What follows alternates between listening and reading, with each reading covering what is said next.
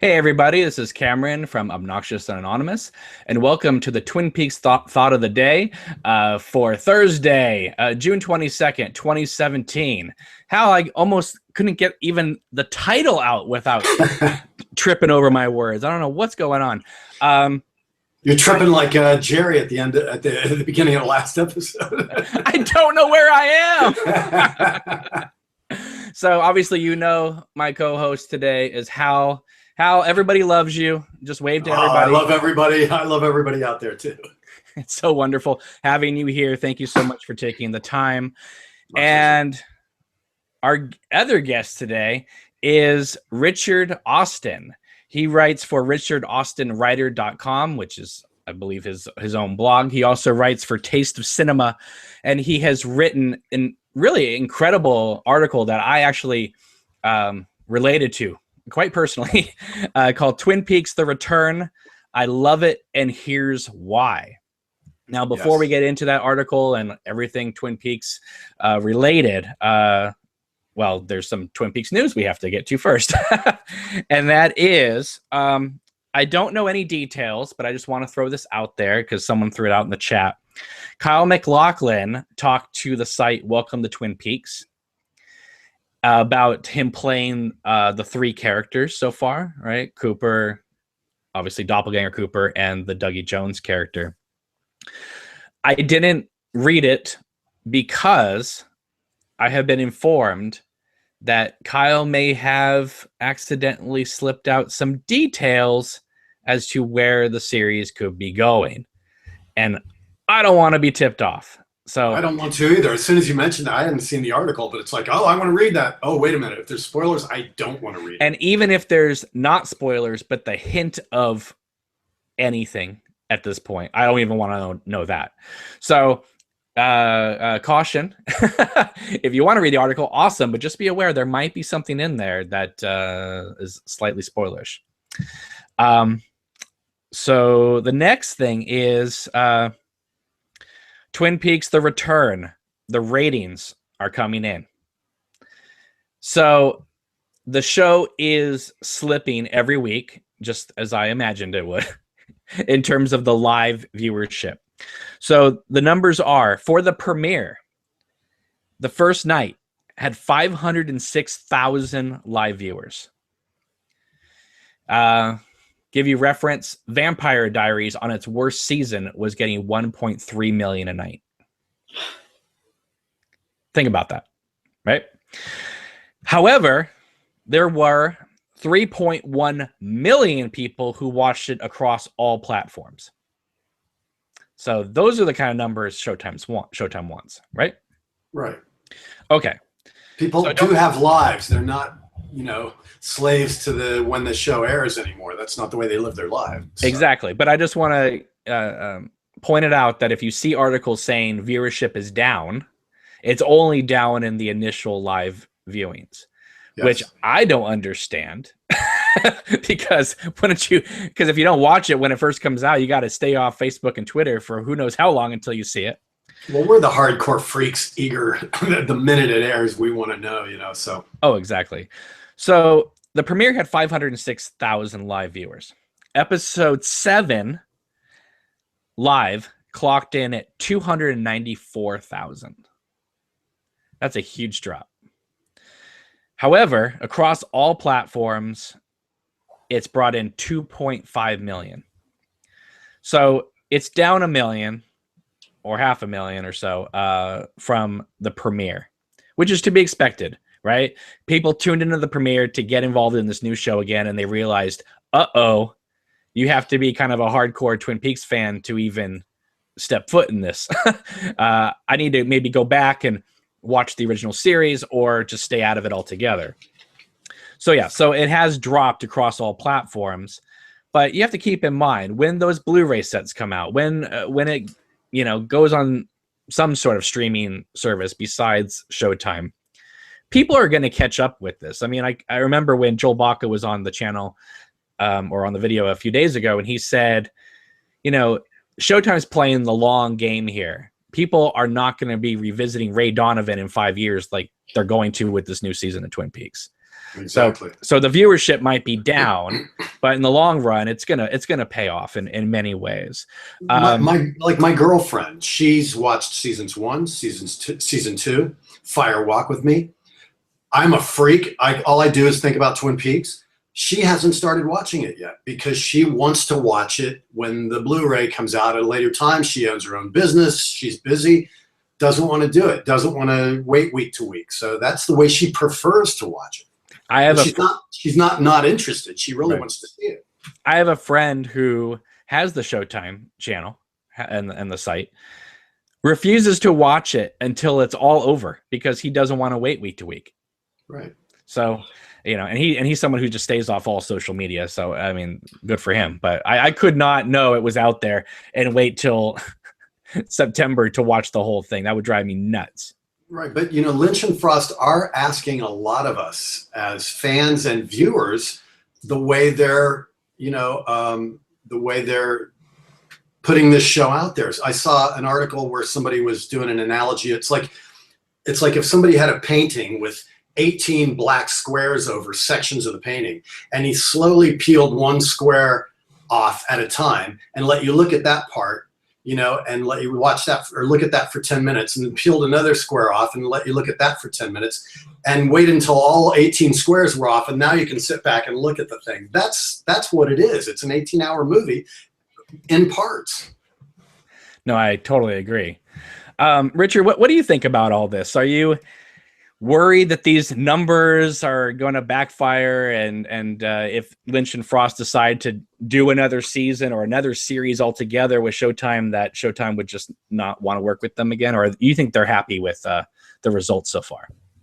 Well, I mean, take 27 years ago, the numbers weren't great when the second season ended, and it's come back.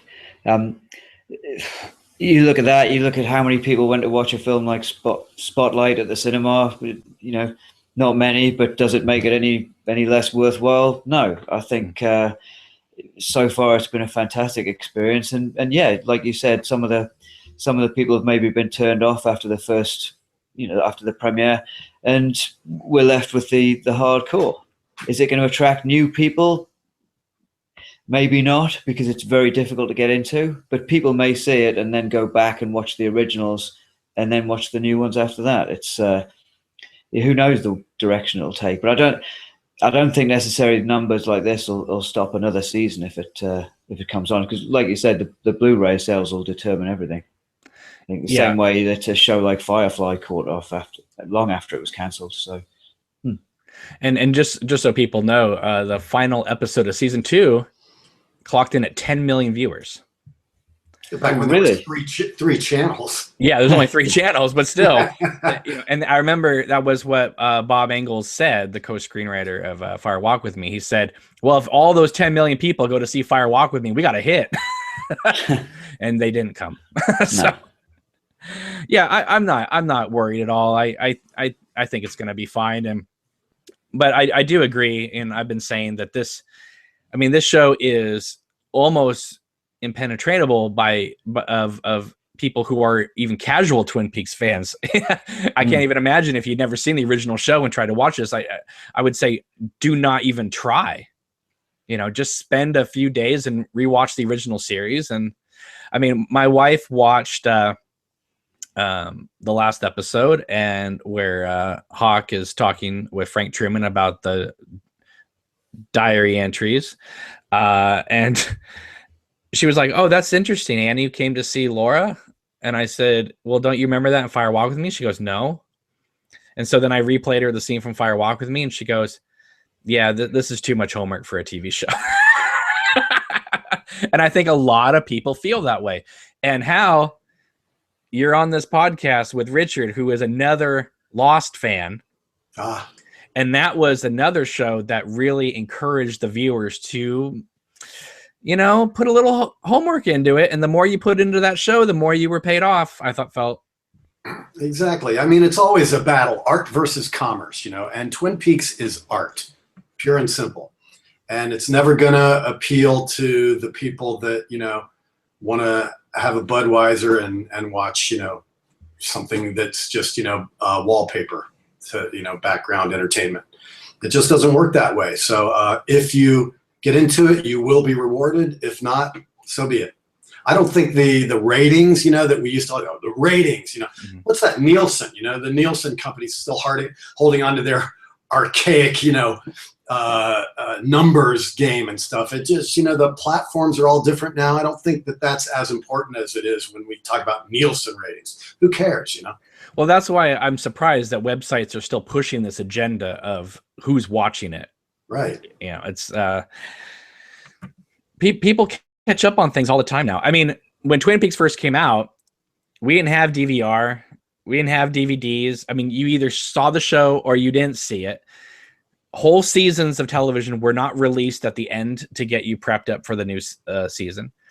So you were literally lost. If you missed 2 episodes of Twin Peaks in 1990, you never went back to the show. Right. I remember my sister telling me I missed 3 because she got married and went on her honeymoon and came back, whatever, 2 weeks, 3 weeks later. And she goes, I tried to watch it. I don't even understand what's happening. So I'm done. She's never gone back to watch it again.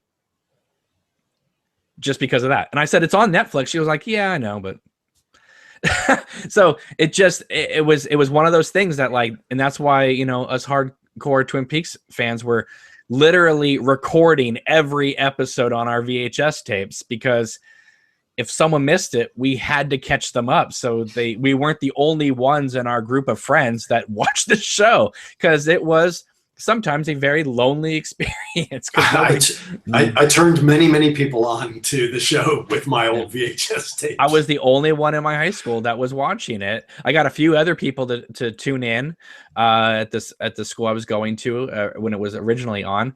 But everybody else they were all about 90210. And Cameron's that weird kid that went to see Wild at Heart 5 times in the theater. You're still a weird kid, Cameron. Listen, I went to go see Young Guns 2 like everybody else, but I also went to see Wild at Heart, and 3 of those times, believe it or not, Wild at Heart played double feature with Pump Up the Volume, and that was amazing. That's another good one. Christmas later, that's a good one. Yeah, exactly. Cameron was the one that watched that strange show Twin Peaks. Everybody else was talking about what happened at Kelly's slumber party on 90210, and I was more interested in, the Black Lodge and that type of stuff. But I didn't like voice it out. I wasn't like sitting around the quad telling people like, well, this thing called the Black Lodge. I wasn't like that. But if someone asked me about Twin Peaks, I'd be like, well, here's what's going on currently. And they'd be like, what the hell are you talking about? Crazy. Anyway. I can relate. Yeah. Well, That's a perfect segue. So like I said, Richard wrote this great article, which really inspired me to get him on here, called Twin Peaks: The Return. I love it, and here's why. And I put it in the show notes if you guys want to check it out while we're discussing it. And when I was reading it, I was thinking, okay, this guy's from the UK, but this guy's pretty much me. This is how I viewed the show. This is how I grew up with it. He's made I think every Twin Peaks fan needs to make the pilgrimage out to Snoqualmie at some point in their lifetime, the Snoqualmie North Bend area. So Richard, okay, I have to ask you, one, I know you've written about Twin Peaks before, but what inspired you to write this article now? Well, first off, thanks. And listening to you speak, I realized what you were saying before about us having quite a bit in common, because that sounds very much like my experience with Twin Peaks when I was a teenager. But what inspired me to write the article last week was, I guess, seeing lots of comments on various Facebook groups. And one in particular was talking about the harsh comments that were going on IMDb about the new series. Right. So I went on to IMDb and had a look at some of it. And I couldn't believe what I was reading from people who purported to be fans of the original show. Right. Just how it was an insult to them, personally. I mean, these people have created something and put it out there for us to see. It's not a matter of, you can't be insulted by that. You either like it or you don't, but it cannot be an insult because you have no input into the creative process. So it made me rather angry, and I decided to put my own thoughts down. I mean, I'd seen lots of posts from other people on Facebook groups, and I thought, it's my turn. I'll put down what I think. And that was, I'd already written an article about my own personal history with the show and, what it means to me in general. But this was just all about the new episodes and just how I feel about it. Because you mentioned before about Netflix and everything being available at once, and people are waiting for the Blu-ray, and I want to watch it all in one go. And that seems to be the culture at the moment. That's how things are. People don't want to wait from week to week. People want to see everything now. But they don't have a problem doing that with Game of Thrones. They watch that week to week, and nobody complains about that. Why don't they just drop it all at once? So yeah, very true, very true. So yeah, it was that, and I guess just wanted to get my own thoughts down on it and be part of the discussion, because I'd chipped into a lot of these debates, but not actually, put a great deal down myself. So that was what prompted it. So this is kind of like a rhetorical question, I guess, but I love it, and here's why. So I take it you love the new show. Yeah, and I realized that I'd written about 1,000 words, and I realized I hadn't actually said what I thought yet. I'd just gone on and on about other things and history. So I wanted to make sure people who were approaching the article had some kind of clue from the start. So I bunged that little subtitle in just to let people know where I stood. So there'd be no surprises down the line. Yeah, I was shocked by those IMDb ratings too. I think a lot of people on there just like being trollish and that type of thing. Well, yeah, I mean, there's no 5s, there's no 6s, there's no 7s. It's either 1 or it's 10, from what I can see. And but all the you know reviews what? along with that. But that also fits alongside Inland Empire as well. People either really liked that film or they were like, no. Yeah. There was nobody like, well, I guess some of it kind of worked. It was that maybe came like the third or fourth viewing in watching that movie. But initially, you were on one side or the other. Oh, and I have to admit, I walked out the cinema of that, and I didn't know what to think. And I've seen it once. I bought it on DVD, and it sat on my shelves here for about 4 or 5 years, and then I sold it for £1 on eBay. Yeah, £1. That's all I got. It was a special edition too, and I'm gutted now, because since I've started watching this new series, I really want to go back and rewatch that, because I think there's a lot of that probably I missed the first time round when I saw it at the cinema. And I think what Inland Empire left me feeling a little bit cold, I think, because I couldn't quite identify or relate to any of the characters in it. I found it a very cold experience. But then seeing the same kind of visual style and the same kind of structure in the new Twin Peaks, it's just made me think, that does work. Well, so I want to go back and see why it works better now than Inland Empire is because he's using better cameras. Yeah. I think just the look of Inland Empire pushed people away. I remember when people, I used to run a movie theater, and people would come out 10 minutes out of watching this movie called Julian Donkey Boy by Harmony Korine. And it was like this a little bit black and white, but then it was like just grainy, handheld. It was one of those Dogma 95 type of films, and people would come out 10 minutes in and go, I'm not watching this crap. Give me my money back. And, Inland Empire was the same thing. I remember going to see that film in Santa Cruz, California, and it was a packed house. I mean, no empty seat. Everyone just sat there in stunned silence for 3 hours, and when it was over, people just got up and was like, well, I guess, well, whatever. And they just all walked out, and that was it. And, it's the only movie, believe it or not. Forget about Dune. Forget about Fire Walk with Me. Inland Empire is the only film David Lynch has ever directed that has lost money. Wow. And I know he felt really bad about that. And the fact that it was his cheapest movie to make too is really sad. So I'm on the same page about Inland Empire. I was a huge David Lynch fan. I was so pumped to see a new movie. Went to the theater, felt cold and detached from it like you, felt it was impenetrable and incomprehensible. Bought the DVD, still have it, haven't rewatched it, and now that Twin Peaks is on, I am curious to go back and rewatch it. So I'm exactly the same space you are, Richard. Grand. You didn't buy it off me for £1, did you? No, I didn't. So how come you haven't picked up the Blu-ray? It's available out there. We don't have a Blu-ray here in the States. Just want to say that.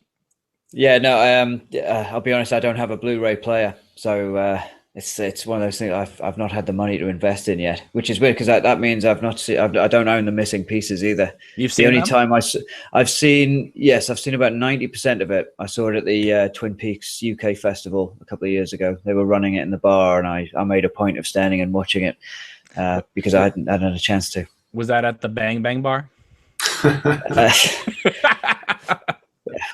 Yeah. I guess, have you had this debate about why everybody's calling it the Bang Bang Bar now? I think I started the debate. Oh, right. I made such a fuss about it that it just kind of went everywhere. And then when Jean-Michel picked up, or is it Michel? Yeah. When he picked up the and then he picks up the phone and says Roadhouse, I was like, thank you, it's over. The debate is over.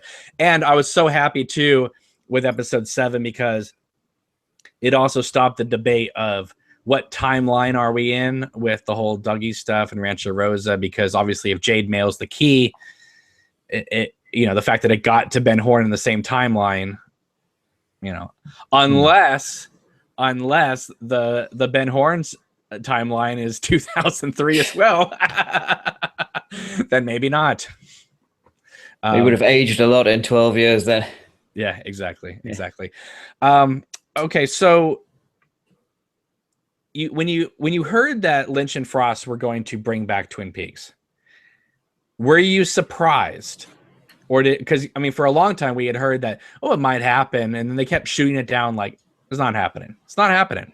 Even though Mark Frost would say it's a continuing story, it's not happening.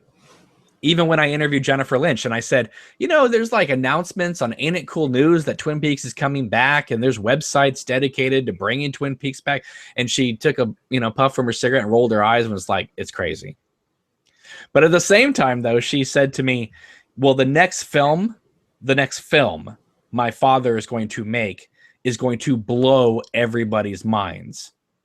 And this was done, I believe, in 2013 or so, this interview.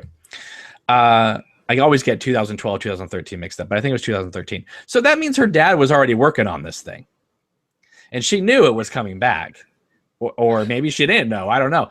But if so, obviously, this film that David Lynch has made in 7 episodes has blown everybody's minds that follows Twin Peaks. So I'm almost thinking, even though she shot it down that it wasn't coming back, she also kind of, I think, hyped it up too. Because I don't think any Twin Peaks fan expected this to be the storyline. I think there were a lot of people out there who just assumed, which I thought was so agonizing, that they were going to be dealing with the doppelganger and Bob and all that off screen and just return it back to, Cooper has to come back to town to investigate a whole new mystery. And did you even think for a second that they would just push aside that whole cliffhanger at the end of season 2 and just start up the story again with another body wrapped up in plastic and Cooper has to come to town and go to the diner and have some pie? Or, I said they're going to have to deal with the consequences of what they put forth at the end of season 2 and in the movie. They're going to have to deal with it. And one thing that I said to Hal the other day, I'm so happy they're dealing with it in a way that is so open, so honest, and they're not playing it up like a, two-dimensional little Nikki, Evelyn Marsh kind of way. They're dealing with it. If you watch Laura Dern's performance outside the prison when she's talking to Gordon Cole, that is real emotion. That's real pain. That's real agony. And this is, real horror that whatever this doppelganger had put her through, we're not dealing with kiddie stuff here. No, it doesn't shy away from that. And Doppelganger Cooper's been up to some bad stuff. It's very clear. And again, this is something that seems to be surprising people. Bob's bad. Yeah. He's only been a sexual pervert, molester, assaulter for 30 plus years. But hey, I for starters, I never thought the show would come back. I sat there and watched the last episode in 91 or whatever, and I thought, no, that's it. I was devastated. I watched that on the big screen at home, and I thought, oh yeah. And I couldn't believe, for starters, that it wasn't a double episode. They weren't going to finish with an extended one. They just did the regular 45 minutes, and it was over so quickly, and that massive cliffhanger. And I thought, oh no. But then over years, I came to, this is just going to be the best ever cliffhanger in history, and I'll just live with that. So when I heard the new one was coming back, I really had no idea what to expect. I saw it. I saw the little articles that come out. Nobody's been giving anything away. So really, I came to this completely clean with no idea what it was going to be like. And I guess I had expectations. I had somewhere in my mind what it might look like. I even had a dream about it a year ago. I think it was. I wish I could remember what was in the dream and whether it was anything close to reality. Were you in a red room making out with Cheryl Lee? That's all I want to know. No. Okay. Absolutely not. No, it was a cabin in the woods kind of thing. Oh, okay. So you were making out with Chakra? No. Okay. Yes. You can see inside my mind. Yeah. But no. So I think about an hour into the premiere of the new series, I was, wow, this is very different. But the more I watched, the more I just came to the realization that it has to be different. We're not in the 90s anymore. This is picking up from a completely different place. This is starting things from 27 years later and moving on. I mean, the Dougie business, I just think, well, I said this in the article, Cooper's been in some weird hell dimension for upwards of 25 years and more. He's not going to come out of that and be fine in an hour and a half. Only in a show like Supernatural, which and I like Supernatural. There's nothing wrong with Supernatural, but Dean's been to hell and he comes back. Episode 2, oh, he's fine now.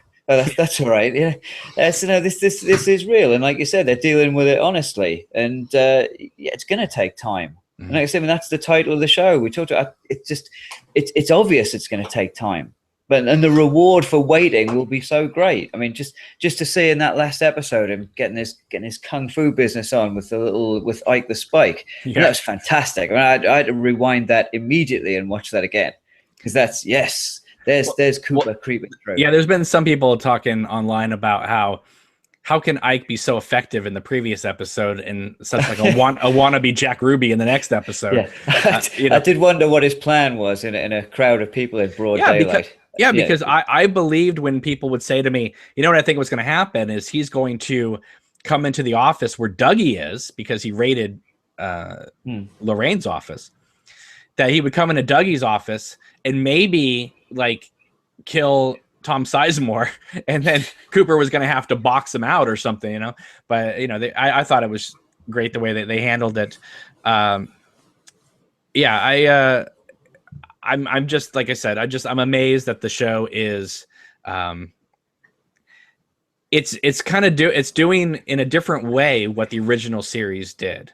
I mean, obviously, I was going to be interested regardless. I mean, it's Twin Peaks for goodness sake, but every episode we learn a little bit more, but we're left with even more questions, which is wonderful. And then sooner or later they pay those off and they ask some more. And I always thought the best thing about Twin Peaks, regardless about the show itself, was that you didn't just watch it one night and then the next Saturday or the next Thursday you watch the next episode. It was the fact that the days in between. And I know that Hal and you both watched Lost as well, and I think it worked for Lost too in this way. You thought about the show in those days between. So when you came to the next episode, it wasn't like, okay, I'm sitting down, I'm going to watch the new Twin Peaks. You were now coming to it after 7 days of thoughts, of discussions, maybe conversations with other fans or other people. And so your life experiences over the next 6 days informed your next viewing experience for the next hour, which doesn't happen if you sit and just binge watch it all the way through. And I think for first generation fans like us, this 25-year gap works in the new series' favor tremendously. Because if I had just binge watched seasons 1 and 2 and Fire Walk with Me and then went straight into season 3, the jarring, the difference in tone and style would have been, hard to fathom. But that 25-year gap that we've had to ponder, it's such a beautiful payoff the way they're slowly bringing us back into that world in a way that we never expected. And that payoff doesn't work any more than in the interrogation scene with Laura Dern talking to Kyle MacLachlan. Right. Because that's creepy. Because not only is it a creepy scene, it's a creepy scene unto itself, right? By what is implied. First of all, let's just get it out there. She says, "Who are you?" Recalling Laura Palmer saying that to Bob in the train car. She says, "Look at me," a couple times, which is recalling Inland Empire. And then when he says, "At your house," that's recalling the mystery man from Lost Highway. So even on those, okay, that's another level. But so the next level is the fact that we're not just looking at Diane and Doppelganger Cooper. We're looking at Sandy and Jeffrey from Blue Velvet. Then the next level is we're looking at Laura Dern and Kyle MacLachlan, who around the time of Blue Velvet dated briefly. So we're dealing with past lovers, maybe not in the show, but in real life. And so you have all this history between these two characters and these two actors, and the camera for most of it is between her and him. So we are stuck in the middle of the worst and most horrible couple fight you could ever imagine. And even though he's separated by glass, you feel like they're looking right directly into each other's souls, right? And one other thing is, people have asked, well, why does his voice always sound funny in that room as opposed to other places in the prison? And I always thought maybe it was a speaker system or something like that. But Eric, who has been on this podcast, he threw out the theory of if, and I think Mandy as well contributed to this as well, that if Cooper or the doppelganger's talking and his voice is going to go through, the speaker to get to whoever he's being interrogated by, well, that's messing with electricity. And obviously, if the Black Lodge has a relationship with electricity, it might distort it somehow. So, I mean, it's just food for thought. I just think it's David Lynch's creepy sound design to add to the tension. and that's what I'm saying is like you don't have to. It's like Richard and I were talking before we recorded about the infamous diner scene at the end of episode 7 where the all the people flip, right? All the extras are flipping 2 or 3, sometimes 4 times. Does it mean anything? Perhaps. Does it could it just be Lynch screwing with us? Perhaps. But I still maintain that it does mean something, maybe not literally to the plot, but I think it does mean something in terms of it's on a subconscious level letting us know that things are squirrely. Maybe not literally in the Twin Peaks world. Maybe we're not dealing with alternate dimensions and things like that. Maybe it's just Lynch just saying, you know what? Having 2 Coopers out in the world, things are a little strange now. And that's what I love. It's like it doesn't have to be a literal answer for me, because just the subconscious feeling of it is the answer enough. Exactly. I read an article, because people are always looking for the answer, the definitive answer, which I don't think even ultimately after episode or part 18 we're going to get. I mean, this article I read, they're like, look how David Lynch cast himself as Gordon Cole. He's hard of hearing, so that communication that we're so used to is not there. His other senses are at work. He prefers to communicate through code, right? And but people that have spent a lot of time with him understand him. Mm-hmm. So it's kind of a metaphor for his art in general. And also, Laura Dern tells him to F off, and every actress at one point wants to tell their director that, and he's put her through a few different circumstances that I'm sure was very happy. She looked like she relished saying that line. Richard, what's your thoughts on all this? On just the interrogation scene. We talked about the sound, but for me, it was also his facial expression through that entire process. Every time he spoke to Gordon and Albert and Tammy, and then speaking to Diane again, his face is just completely blank. And that's it. I think Kyle MacLachlan's done a really good job of putting that across. And just in that scene, it's his voice. Those dark contact lenses like shark eyes, And people are making a big deal about his teeth. They say like he certainly has not brushed his teeth in 25 years. But yeah, just those dead eyes, that dead expression reminded me of Terminator, actually. The bit where he takes his eye out in the mirror, almost like you're looking at something that's plastic, not real. But it's great. I was going to ask you guys about Tammy. What you think about Tammy in this last episode 7? About her involvement in things. I've kind of come around to Christabel's performance of it. But I don't think. I don't know. I'm kind of on the fence about this. Do you think Lynch meant it as an applause-worthy line when Laura Dern says, "Tammy, F off"? I don't think. I mean, maybe he did, and the people writing all the articles are wrong that are calling her the next Agent Cooper and that type of silliness. There's only one Agent Cooper, but. I don't know. I mean, I think David Lynch just wants to play with her spiritual mound. Yeah. Well, I think Tammy's, she's just a novice, and they're slowly bringing her into getting her ready for the full reveal of what a Blue Rose case is. Right. So, yeah, maybe it'll be the Tammy spinoff show. That'll be the next season. The Tammy show. They already made that. Right. It was a rock concert. James Brown and the Stones. Exactly. What was it? Teenage American Musical International or something like that. Yeah. Which is great, by the way. It's wonderful. If you have not picked up the Blu-ray for the Tammy show, you got to see it. It's awesome. Yeah. Okay, so, it's hard to know how to feel about Tammy because Richard, we were talking before we were recording about Mark Frost's book, Secret History of Twin Peaks. And I think in that book, you get you get Tamara Preston, in the show, it's Tammy. And Lynch himself. No, wait a minute. Let's stop right there. Cause I always hear you say Tamara.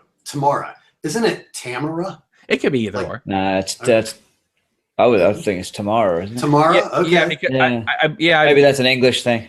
Well, okay. Yeah. I mean, it could be Tamara. Well, I defer to the Brit because that's English. Yeah. Well, also, I think I'm not positive, so don't quote me on this, but I think the audio book has it saying Tamara. Okay, fair enough. I could be wrong. But that's just the way I looked at it. But Lynch himself has come out and said that Mark Frost's book that's Mark Frost's history of Twin Peaks. So he's definitely distancing himself from that. Like he distanced himself from all the books. As Jennifer Lynch told me in her interview, I said, "Were you surprised that he didn't adapt portions of your diary for Fire Walk with Me?" And she said, "I don't think my dad ever read the book." And keep in mind that the book was supposed to lead into season 2. But he distances himself from every interpretation. Like I saw somebody, because the box in episode 1, right? The box. Right. So everybody's going, "Oh, it's a metaphor for watching TV." You stare at the box and then something spooky comes out and blows our minds, and they ask him specifically about that. Is that what you meant? Is it kind of a meta thing about watching TV? And he goes, "No, but that's an interesting way to look at it." So, I mean, he never, shows his hand as to his intentions. Well, there's the old Blue Velvet quote as well, isn't there? When someone asked him what that was about, and he said it's about an hour and 45 minutes. Exactly. Yeah. He said that, I think, about Wild at Heart, and I was like, no, David, that movie's 2 hours and 3 minutes long. So you don't even know your own length. I remember when Mulholland Drive hit DVD here in the States. I don't know whose idea it was. It certainly was not Lynch's. I'll guarantee you that. When you opened it up and there was the slip in there that said, "These are the 10 things to think about while you watch Mulholland Drive, and we'll answer the movie." And I'm like, there is no answer. I don't know why Universal put that in there. It's absolutely ridiculous. I mean, whatever your answer is of that movie is correct. I think there is an answer for Lynch. He's just not going to tell you, because I've heard him say about Eraserhead that it's his most spiritual personal movie since it came out in 76, 77, whatever it was. Mm-hmm. There's been massive amounts of speculation as to its meaning. He said he's read some of them. No one has gotten it right yet as far as his personal interpretation of it. Well, how could they? They're not him. Right. So they're like all valid, but no one's ever really going to fathom what's inside him. That's it. Like poetry, any response to it as a valid response. I mean, for me, when I watch Eraserhead now, it's about parenthood. I mean, I watched it first when I was about 20, and I didn't have a clue what it was about. It was just mysterious and shocking. But now I watch it, and I really resonate with it, because I know what it's like to have someone wailing at 2 o'clock in the morning and not being able to sleep, and what that does to your mind. So I get it. But whether that's what he intended, who cares? Yeah, I saw it when I was 18 in the midnight movie, and was like, oh, the images were flashing over me, but I didn't have a clue. Watched it later, and I found, I got the humor in it. It was so funny in parts, which I never gleaned on the first viewing. Right, and that's the thing. I mean, that movie is one that the more you watch it, the more you'll see in it. Yeah, I remember when I first rented that movie. First of all, let's just make it clear. In 1990, especially, it was almost impossible to find a Eraserhead to like rent. This isn't like Criterion days where you can go out to Costco and buy Eraserhead and on Blu-ray. You had to hunt for that thing, and I found it at a local liquor store. One of those liquor store video rental places. It was called Cork and Bottle, and were you getting Heineken or Pabst Blue Ribbon, motherfucker? No, I was excited that they had a Eraserhead on VHS, and I later bought a used VHS of it at the Warehouse. Remember the Warehouse? And they sold movies and music and stuff like that. But anyway, I took it home, and my friend and I were like, "Oh, you got a Eraserhead? Oh, it's gonna be amazing." We pop it in. We're like 14. We were like, my head has been erased. No, we didn't even know what it was, or if we liked it, because you have to understand that we were really into post 86 David Lynch after he discovered Angelo Badalamenti, and that became his signature look, his signature feel. So everything pre 86, which is kind of like the black and white period, not counting Dune, it's a whole different feeling. And before he met Badalamenti, his films have a completely different feeling. So it's kind of getting into that mind state. When you watch Six Men Getting Sick, The Alphabet, The Grandmother, and Eraserhead, they all feel of a piece, but they're not of the Blue Velvet, Twin Peaks, Wild at Heart David Lynch. That's the David Lynch that discovered pop culture and pop music. Before he was truly like an avant-garde genius. And in fact, he credits Mel Brooks by saying that he took me out of avant-garde. What was the phrase? He took me out of avant-garde obscurity and brought me into the mainstream. It's like George Harrison always used to say, avant-garde a clue. I mean, let's be honest here. If it wasn't for Mel Brooks, we never would have seen any of the other movies. Not the way we got them. I mean, maybe eventually we would have gotten Blue Velvet, but it certainly would not be Dino De Laurentiis presents Blue Velvet. Yeah, I've heard Lynch tell that story too, the moment that changed his life when Mel Brooks came out of the screening of Eraserhead and went, "You're a genius, I love you, you're in." Yeah, you're insane, and you're in. That's right. And I mean, if we look at, we always talk about Eraserhead and these kind of and Blue Velvet and these kind of movies, but when you look at something like The Elephant Man, when you look at The Straight Story, these are masterpieces unto themselves. And Eraserhead, I'm sorry, The Elephant Man has more surrealism than The Straight Story. Elephant Man still has that opening sequence with the elephants, which scared the hell out of me as a little kid. I remember seeing that on like Showtime or something, and that beginning is terrifying to a young child around 5 or 6 years old. The stomping elephants and the woman screaming in slow motion and all that. I just thought about because they're saying the new Twin Peaks has all these callbacks, like Major Briggs' head floating through space, Eraserhead, stuff like that. I just thought of that when Anthony Hopkins sheds that tear when he looks at the Elephant Man. Yeah, it's like Dougie shedding a tear when he looked at Sonny Jim.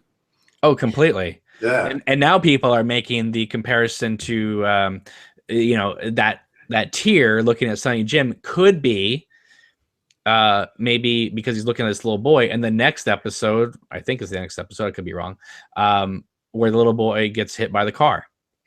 That there might be a correlation that he felt one pain in another place altogether. It's like prescient knowledge or something. Yeah. Yeah. I mean, the one thing that I love about David Lynch's work, and I mean, whether he means for this to happen or not, it's the idea. It's almost like a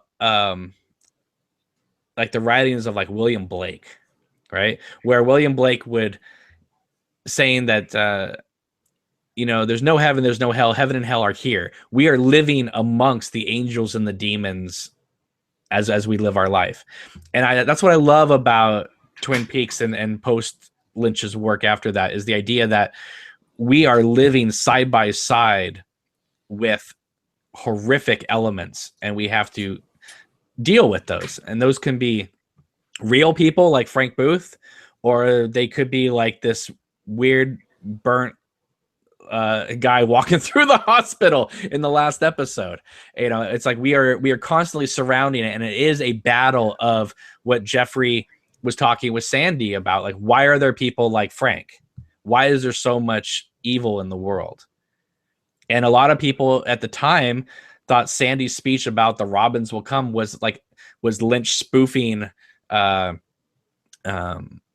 was that guy that made All That Heaven Allows and those kind of movies. Far From Heaven was kind of mimicking his style as well.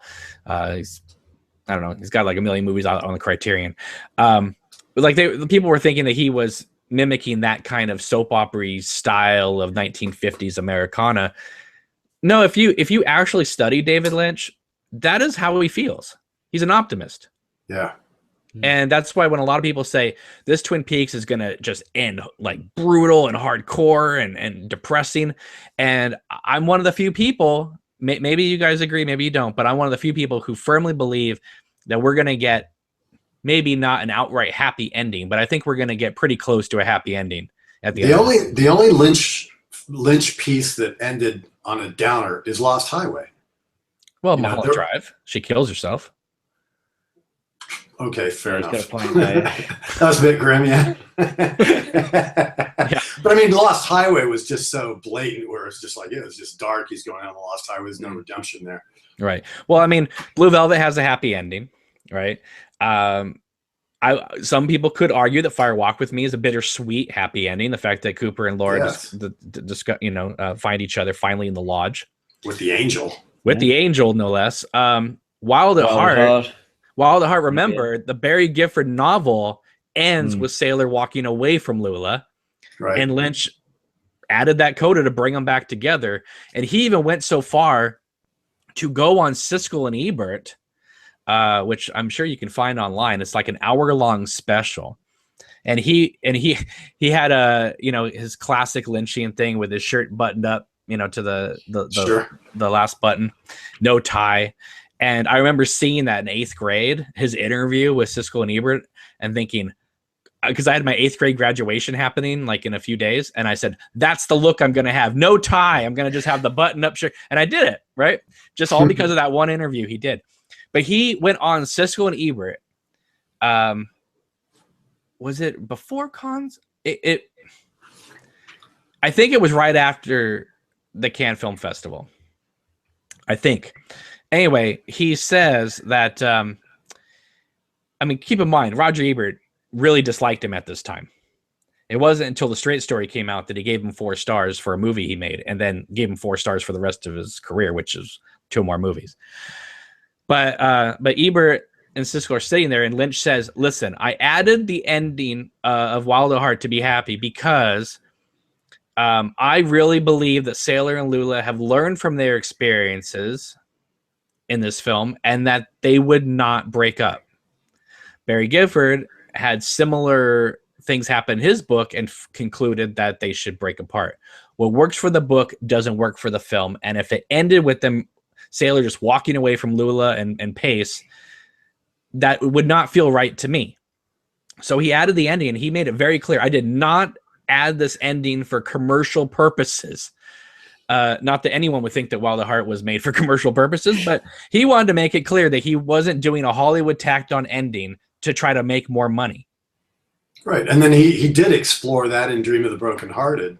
The Industrial Symphony was, the alternate Sailor and Lula. What if they did break up? And then that's the Dream of the Brokenhearted. Now, I don't know if I could ever get an answer about this, but that scene, it is Nicolas Cage, it is Laura Dern, and they're still in character as Sailor and Lula, even though it says broken-hearted woman or broken man or whatever it says in the credit, however they're credited.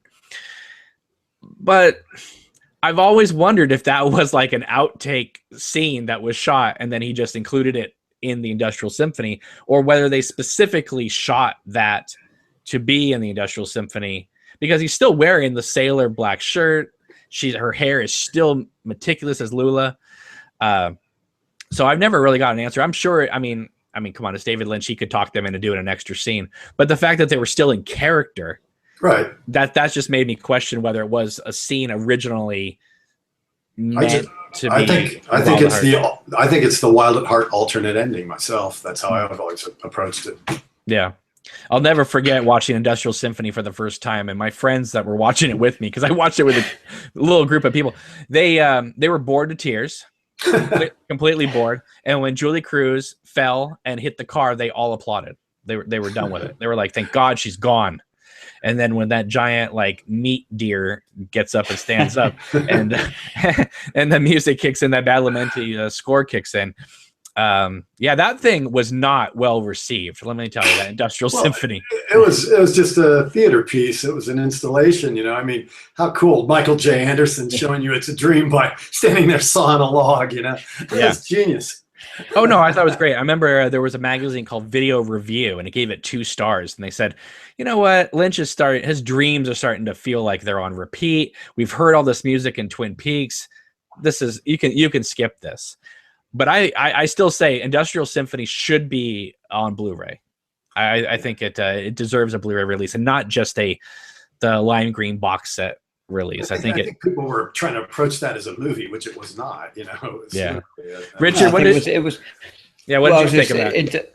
I saw it when it was first on in England, late night on BBC Two, and I was. If I'd had anybody to try and get into David Lynch after Twin Peaks and say, "Oh yeah, there's something new on, you should watch this," I can quite see that would have been difficult for them to get into. Not a good entryway. Baby heads floating. But like you say, it's an installation. It would work brilliantly in an art gallery. I'd happily sit there for an hour and watch it go by. Exactly. I stood in the Tate and watched someone cover themselves in newspaper and then jump up and down until it all came off. Right. All of it. And hey, it's art. I can watch that. Somebody's put some love into it. It had some good ideas behind it, and I love Julie Cruz's version of Up in Flames, which I preferred to the version in Wild at Heart. So that's his moving painting, concept. I just think that would have been amazing to see that live in a theater, because that was done in front of an audience. I can't even imagine being in the second row and seeing that live. Yeah. But like I said, did they know what they were going to see when they went in there? I don't know. But like I said, I think it needs a Blu-ray release. I got it on Laserdisc back there, but that's not good enough for me. I need a quality Blu-ray release. And I don't know if this is true or not, or whether this was a rumor, because I don't understand how this could even be possible. But Mark Frost has said, apparently, I've never seen the article myself, but apparently it does exist, that Mark Frost said that with the Blu-ray release of Twin Peaks: The Return, as a special feature or on another disc, they might include On the Air with it. I'd love to have that. I don't know how it fits with a piece with season 3, but as a bonus disc, that'd be awesome. Okay, listen, maybe as another release at the same time, okay, but together as a box set, it could come as a bonus if you bought it on Amazon or something.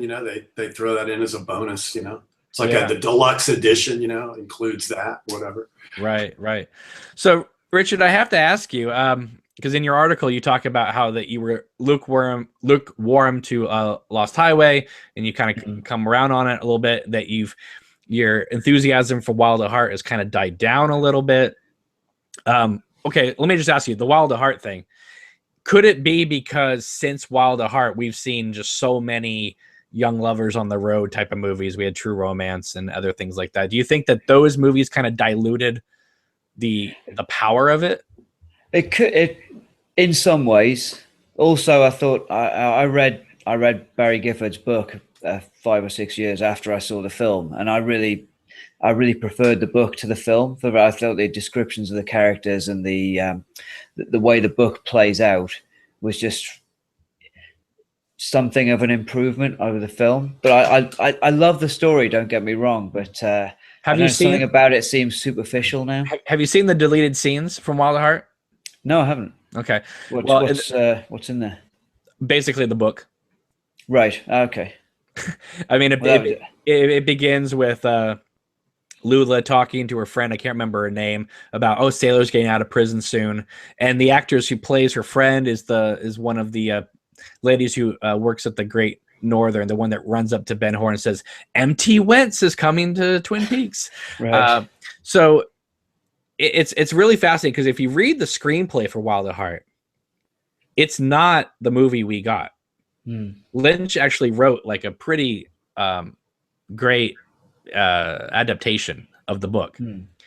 But in typical Lynch fashion, once he is directing it, well, let's not have Marietta just standing in her room talking on the phone. Let's have her on the bed, gripping the the bed and thinking about Sailor and all that. And let's do these flashbacks and let's take this scene and move it over here and do this and that. And so you can see how the editor, Dwayne Dunham, who I think is really like just a hero in the Lynch universe, because he was able to take Blue Velvet, which clocked in at 4 hours in its rough cut, and make it into something at 2 hours, and you don't feel like anything's cut out. No. Wild at Heart is this huge film, another 4.5 hour rough cut, and he took that down and managed to kind of tame this wild, literally wild piece of cinema, and have it make sense where you're not, where you're reminded about the silver dollars, but you're not like, what is that? It's just, you kind of just feel it. And obviously he did the pilot for Twin Peaks as well. So once I like Mary Sweeney as well as his editor, but she brought a different feeling to his films than what Dwayne Dunham brought to his work. And it's just interesting how the same job, a different person can change the entire feeling of someone's work. Also, the fact that Lynch was dating her as well. I mean, that feeds into it. So, I mean, I think also some of this may be down, like I said about Eraserhead before, the fact that just as you grow, as you age a little bit, your reaction to films, your responses change. And I think, I've gone past the Wild at Heart stage now. I've seen that. I mean, like you said, it may be something to do with the tale of the young lovers. Maybe that just isn't what I'm about at the moment. But something like Lost Highway and switching roles and that kind of reversal and going down the wrong paths, and how Bill Pullman finally comes back to himself in the end, but he's no better off than he was in the first place. Right. That strikes a chord now, and I think it goes back to what we were talking about before about the new Twin Peaks series. Is that's kind of grown up with me. I left that in a place in 1991. And it doesn't feel jarring now. It feels like I'm in the right place to see this new series because I'm 25 years on. Right. So, and that also goes to Hal's point of you can't just watch season 1 and 2 and then go right into 3. You almost have to have some sort of time in between to properly get the context of how. Not that you can't understand it, but you're not feeling it. And I think that's the most important thing. Yeah, you'd have to watch Fire Walk with Me on repeat for a week, and then mix in a bit of Eraserhead and Mulholland Drive, and then you'd be ready to kind of wade into those waters, I think. Yeah, it's funny because Fire Walk with Me, a lot of people don't credit this, but this is the movie that, because it didn't do well, I think it became sort of one of Lynch's obsessions. the fact that we have that whole opening of Deer Meadow, and then we go to the Laura Palmer story. We never come back to Chet and Sam Stanley or anything. It just stops. We've moved on. Well, then Lost Highway became 2 stories. Fred Madison, Pete Dayton. Then Mulholland Drive became 2 stories. The Betty Diane. Then Inland Empire, different stories. And so it just seemed like Fire Walk With Me put him on a path that he never deviated from after that. He's like, I'm going to remake Fire Walk With Me until people love it. And I think that's really, and then the fact that he was just saying over and over again before the new season starts, rewatch Fire Walk With Me, study Fire Walk With Me. It's like, yes, rewatch this movie that got 1 star and 2-star reviews like across the entire world. That's what I'm basing this whole series on. And if anything, I've always liked Fire Walk With Me a lot. But if anything, I think that if someone didn't like Fire Walk With Me, this new series puts Fire Walk With Me in a new context, in a way that I think people will appreciate it more. Because obviously by exploring just the idea of Philip Jeffries in this new series gives that 1.5-minute scene with David Bowie more context, as opposed to, well, that was an absurd deviation. Why didn't they just cut that out? Right. So I like that. I like the fact that, Frost and Lynch have figured out a way to not just kind of name drop or needlepoint the Fire Walk With Me just to cram it in there. It feels organic. I've said before that the cutaway to Buenos Aires, Argentina, that we see, right, that is fascinating because until The Missing Pieces came out, the only way that would even make any sense whatsoever is if you read the original script of Fire Walk With Me, because that's not even mentioned in the movie itself. And so I thought, that's wonderful, like just Easter egg stuff. The hardcore fans, the ones who sought out the screenplay and read it, are being rewarded by a geographical location in the show. So Richard, are you holding out any hope like me that for a surprise David Bowie cameo somewhere down the line? Season 3? Oh, I don't know. I'm still more holding out for Harry now. Actually, since he's been spoken to on the phone so much, and since I thought before the season started that Cooper would have killed him, and that's how they were going to deal with Michael Onkey not being there. Man. I was so happy to know he's still alive for one thing, but they've got to have coaxed him out of Hawaii for 5 minutes to have a quick. He didn't even need to leave Hawaii. They could just have a little scene with him there, and that would make my day because I loved Harry. Hey, if they can get Doc Hayward on Skype, yeah. As my friend Debbie said the other day, that Michael Onkey's living in Hawaii, and Dr. Jacoby tells Harry Truman about the powers of Hawaii, as good as get your spirit back up. So maybe we'll get a Michael Onkey. I think we will. I think that when Cooper defeats the doppelganger, hopefully, that will all of a sudden reawaken the town, give it more life. Maybe Harry will come to visit or be there. How poignant was it that Doc Hayward's cameo was actually aired on Father's Day? I thought that was particularly sweet. Yeah, I really love that scene. I think we talked about that before, Hal, because it wasn't. It's getting out plot details about this, this idea that perhaps the doppelganger sexually assaulted Audrey. Perhaps. I do maintain that he was probably also there because Annie was also intensive care, and the nurse had the Alcave ring, so he's got multiple agendas going on in that place. But just the fact that it was Robert Forster and Warren Frost having this discussion. When was the last time you saw like 2 65, 70-year-old men having a legitimate conversation about anything on television? That's part of Twin Peaks. I mean, David Lynch is 70? How old is he now? It's a rumination on age and time passages. Yeah. Right. And so was the Straight Story. I remember when I saw the Straight Story, I thought, oh my God, David Lynch thinks he's getting old. Because that movie was so sad and elegiac and just poetic and beautiful. But but having Frank Truman, which again, Rich, I don't know how you feel about this, but I'm so happy that Robert Forster is not playing Harry because we had been told for so long that he was going to be playing Harry, or the rumors were about it. So when he's not Harry, it's great because we're not sitting there as fans watching this performance and comparing and contrasting it with Michael Onkeen every second of he's on screen. We're not like, well, Harry wouldn't do that. Harry wouldn't sit like that. Harry wouldn't act like that. And even though people say, well, you know, Robert Forster was offered the part of Harry Truman and it became Michael Onkeen. So this is going to be Lynch and Frost's like original idea of Harry Truman. The fact that they made it his brother completely changes the conversation and makes people accept him as an individual character.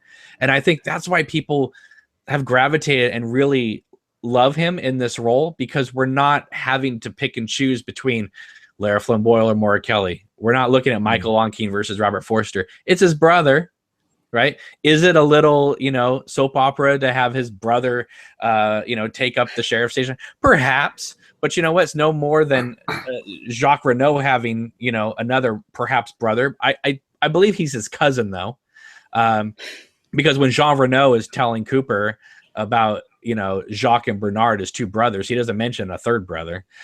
So I'm thinking it's another family member altogether. But anyway, I'm just so happy that Robert Forster is able to be so embraced in this role, even though when we've seen him very little, without having to step on Michael Onkeen's shadow through the whole thing so far. Yeah. I absolutely agree. It just and it was lovely in this last episode to see how that first bit with Frank and Hawk just actually sitting down and doing some police work. That really felt like the old series too, the two of them talking through this whole situation. But yeah, I was worried as well. I thought Robert Forster was going to come in and be some replacement for Harry, which you just can't do. So I was a stroke of genius to make him his brother. And like I said, it's works perfectly. It's seamless. You know, they can give Buffy the Vampire Slayer a sister, and it raises a few eyebrows, but it works. So why not do the same here? It's, right. And Robert Forster. They didn't conjure Robert Forster out of thin air, so right. he's there. It works. And that scene with Doc, if you watch it again, just watch Robert Forster's true expression of affection for Doc. I mean, his face is so perfect. And for those who don't know, if you actually type in Doc Hayward's name on Skype, it will come up as Will Hayward. You can add him as a contact. Yeah. He never answers though. That's all right. You know, you just see the happiness between those two actors. Yeah. And you know, it's like Warren Frost was getting up there. Obviously, you know, he passed away. It probably was going to be very troublesome to get him down to where they were shooting at that time. So they make the Skype call. It makes it, you know, obviously it shows it's 2017 or whenever it takes place, but we're using modern technology. And I just thought it was a wonderful way to bring in that character without, again, feeling like they're cramming. Doc Hayward shows up at the sheriff's station with his bag and he's got to look at Andy or something, you know.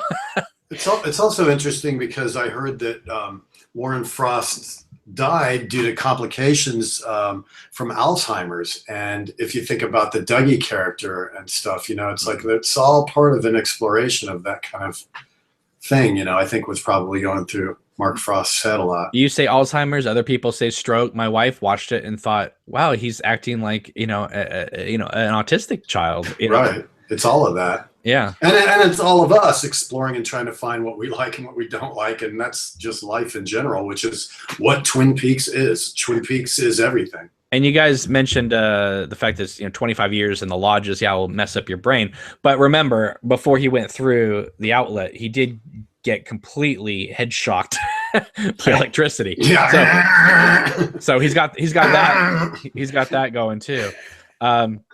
You know, people write me all the time, Cameron, you know, what do you think is going to happen? You can't predict anything in this show because, I mean, episode 3, we're in this like outer space kind of area. Major Briggs' head comes floating by. You know, I mean, I agree. If the doppelganger had killed Harry and then also decapitated Major Briggs, I mean, holy crap, and sexually assaulted Diane and Audrey and had a kid with Audrey, and you know, it's just that would be way too much, I think. But Well, the weirdest theory I've heard now is, you know, the giant with the Richard and Linda thing. So we immediately get a Richard Horn and Linda in the wheelchair, Harry Dean Stanton's friend or whatever, his wife. Now somebody said, what about it, you know, Mark Frost's book, because Nixon's in there. Maybe it's Richard Nixon who was born in Yorba Linda. I'm like, no, now you're reaching. Yeah. The 430 theory as well, that relates to the Nixon tapes. And Right. there's Really? a reference to there's a That was where the gap was. Yeah. Well, There was links to the Watergate tapes, and you can listen to this section, and it has some bearing on the series. Wow. Beyond me. Well, Hal, Yeah. one thing we didn't point out in I think our last video is that our initial reaction video was that Andy was supposed to meet that guy with the truck at 4:30. Yes, that's true. Right. No, I didn't pick up on that. That's right. So there's that. I really, because it's not going to happen, want this to happen. If Richard Horn is the product of the doppelganger and Audrey, then I want Linda to be the offspring of Cooper and Annie, because they had sex before he went into the lodge. And I think that would be amazing if Cooper was the father of both with the two different women. Two birds with one stone. Exactly. They'll never go that way, because once you do that, where do you take it? You know, it's just it's ridiculous. Right. But I do think that there's a couple things that I will throw out there as a minor prediction. I think that Becky, I don't think she's going to be the new Laura Palmer, but I think that she is going to be somewhat play a role in something the doppelganger is going to do when he gets back to Twin Peaks. I think he's got to. And she doesn't have to be Laura. She can be, you know, a parallel to Shelley's own life, you know, Shelley and Leo. Right. There's that. And the other thing that I will predict, and I'm working on this as a visual essay, so that will be up in a couple days. But this is my prediction, Hal. You ready for this? Go for it. I think Hawk is completely wrong about his idea that Leland Palmer put those pages in there. So you think it's still about the bunny? Yes. There's a couple things going on here that and I'll just throw them out. When Laura or Cheryl Lee in the Between Two Worlds segment tells David Lynch, there is more to Laura's mystery than people know. I remember hearing that and going, what a crock of crap. we pretty much have seen everything, and the new series had not been announced yet and that type of thing. And I was like, okay, you're just trying to make us spin our wheels and think about stuff. But I think there's some real legitimacy to what she's saying after this whole conversation between Hawk and Frank Truman about the diary. Because the diary pages he shows her, or shows him, do not match the diary that Harold Smith had. They don't. And he says that there are 4 pages. Clarify that. What do you mean it doesn't match? The type of paper, or what are you talking about? The size and the type of paper with the lines. Okay. Because you have to remember the Fire Walk With Me timeline, right? Is she gave the diary to Harold Smith. Right. Before Annie came to visit her. So you think it's a secret diary? No. It looks like just a pad of paper that she wrote it on. Okay. Right? Because Hawk says that there were 4 pages ripped out, and these are 3 of the 4. Right? But we know that 2 of those pages were found near the crime scene. Because he found them. Right? So that makes what we found so far 5 pages. Because he's got the 2 he found at the crime scene and the 3 that's sitting right in front of him and Frank Truman. We know there's a 6th page because Donna is delivered it by that other Truman lady and shares it with Cooper about tonight is the night that I die. I had a dream. I was in a red room and my words came out slow and odd. So that's 6 pages. We know that the diary does have at least 8 or 9 pages ripped out, according if you go by the Jennifer Lynch book. Other people have told me in different countries it's different sets of pages that are ripped out or supposedly canon. So why would Leland? I understand, like, this might be Lynch just, not caring about details and that type of thing. But Frost does care about details, and he wants things to match up, even though his book is crazy timelines and alternate realities and that type of thing. Seems like. So, I think that Leland would not have put those pages in there, because when he's picked up for Jacques Renault, it's before Harold Smith has committed suicide. Before, and I'm even doubting that now, because the fact that Harold Smith's suicide note had that same French writing of, I'm a lonely soul that the little Treeman boy said. Yes. I'm thinking that the Treemans, or something of that nature, possibly Mike, pushed him into killing himself and ransacked that house looking for that diary, or Harold Smith destroyed everything because he knew that that's what they wanted, and he wasn't going to let them have access to Laura's secret thoughts. Because Donna is supposed to go see Harold Smith, and she gets the Treemans get in touch with her first, so they know Harold's got something that they need. But they can't go in there and get it. But they can try and get Donna to get it and come out with it.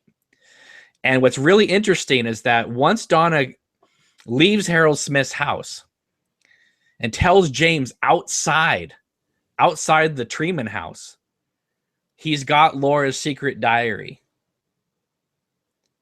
She says it outside. That's right. He's got the diary. He's got the diary. Then Mike is brought in by Hawk because they need the one-armed man, but he's brought in, and then we discover Harold Smith's body hanging.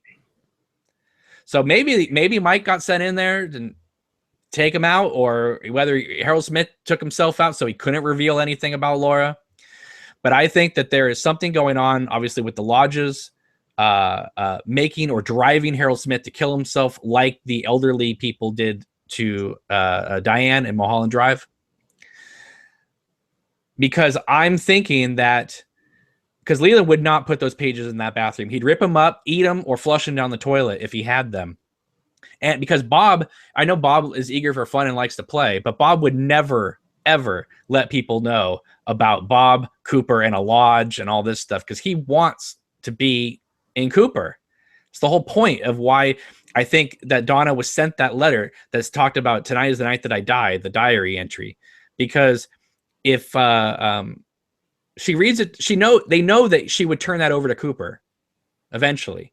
And so Cooper would be interested in this and pursue the Black Lodge, because the ultimate goal of the Black Lodge was, now that they had Laura, was to get Cooper in there and take him over, because Cooper had the gift like Laura had the gift.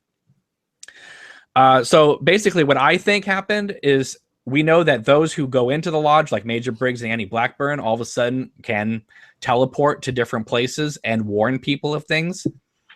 I'm thinking Major Briggs is the one that put those pages in the bathroom. That's what I think. Well, can I just say, I think we talked about this before, and you're quite right. Said I don't think those pages have been there for 25 years, because, like I said, I have a habit of ignoring certain little do-it-yourself jobs around the house and letting them go, but I doubt those loose screws in the bathroom stall would have gone unnoticed for that long. 25 years is a long time. That those bathrooms must have been redone or something like that. But right, it couldn't possibly have gone ignored for that long. Now the original, I thought, was by myself, was that it probably was the one-armed man who put him in there, because after all, in season 2 we see him in a stall. Right, but he was in the wrong stall. But does that really matter? I mean, you could have put him anywhere, because he's like, Bob, and then he goes out, and he's not brought in until right before they discover Harold Smith's body. So in a way, yeah, maybe there is more to Laura's mystery than we are aware of. Maybe the lodge is the one that pushed Harold Smith to kill himself, and it wasn't just, ooh, Donna and Maddie got away, and even though I still have the diary, I'm just going to kill myself. It could have been Mr. Tajimura who stuffed the pages in that door. It came to visit Ben Horn. It could be anything. But I don't think that, and I think one of the issues I have with it is Hawk's theory is presented so matter-of-factly that I think a lot of people just accept it at face value. And I think, and even though we may not go back to it, I think that there's some, if we start hearing about Major Briggs is, pulling a 12 monkeys and hopping to different times in history, then I think people could make the case that he's the one that put the entries in there. Because I just cannot believe that Leland Palmer would be like, oh my God, they may frisk me. Let me unbolt this whole like bathroom door and stick them in there when you could just flush it down the toilet. Does seem a bit odd, yeah.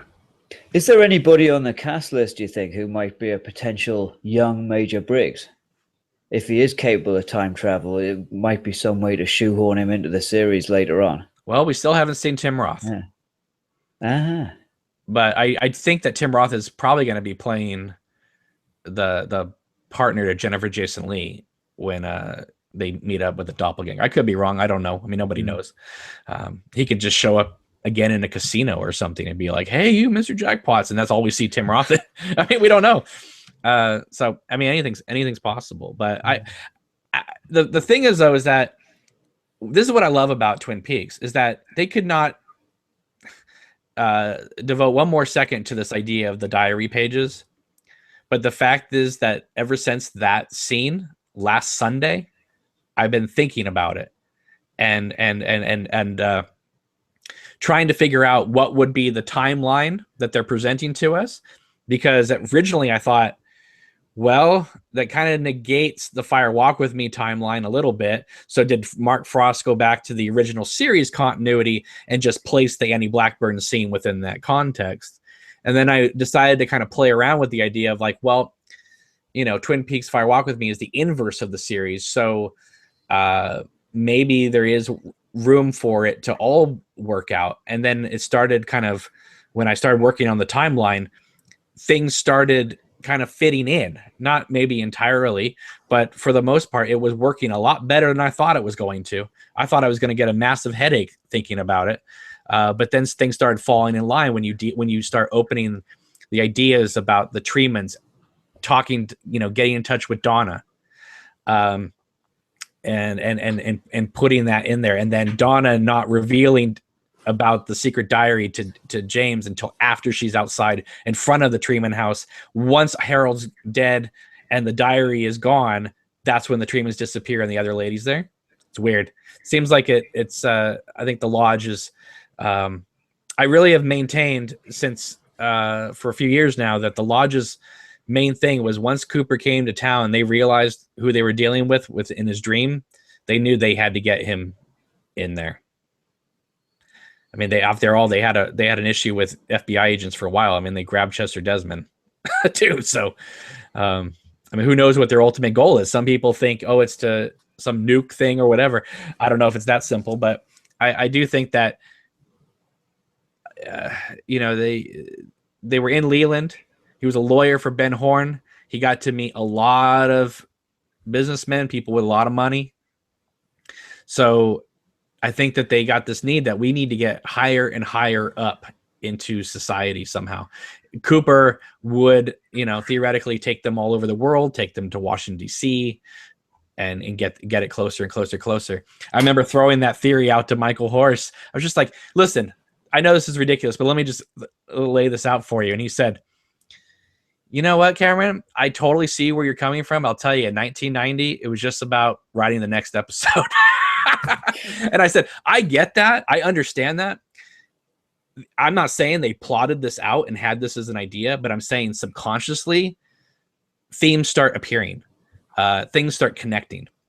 And any writer who works on a story of any length knows that you may not intend it to be something or feel that way, but a lot of people could read it and all of a sudden start seeing all these other things that you didn't intend, but are there anyway. And it is amazing how Twin Peaks works on that level, and most of Lynch's work. It's like, I watch so-called, the golden age of TV that we're in now. I watch Fargo, Better Call Saul, The Leftovers, things like that, but I don't ponder them. After I see an episode, I go, oh yeah, okay, but I don't think about it. And with Twin Peaks, I find myself going back all week long, thinking about the images, thinking about what it means on that beautiful subconscious level, and I don't know why it works that way, but it always does. Yeah. I mean, Richard, how about you? I mean, obviously, a lot of things with David Lynch's work, it kind of is what it is. You internalize it, you feel about it however you feel about it. And that's what I love so much about it, is that everybody's theories, if they make sense to you, they make sense to you. And I honestly never really had any theories about Twin Peaks. And I mean, I know it sounds silly, but when I was a kid and I watched the show, I thought it was pretty straightforward.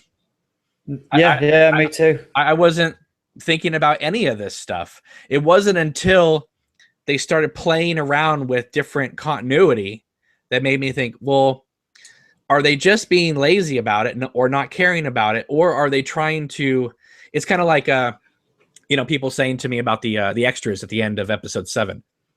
Well, is Lynch just playing a joke on everybody? Perhaps.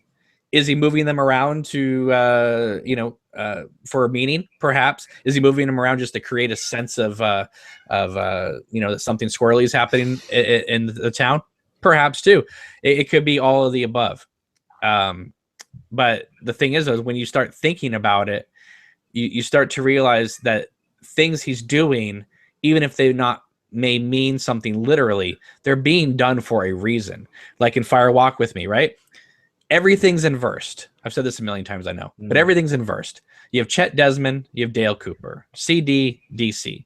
You have the 2 pictures of the homecoming queen, Laura Palmer. They're flipped.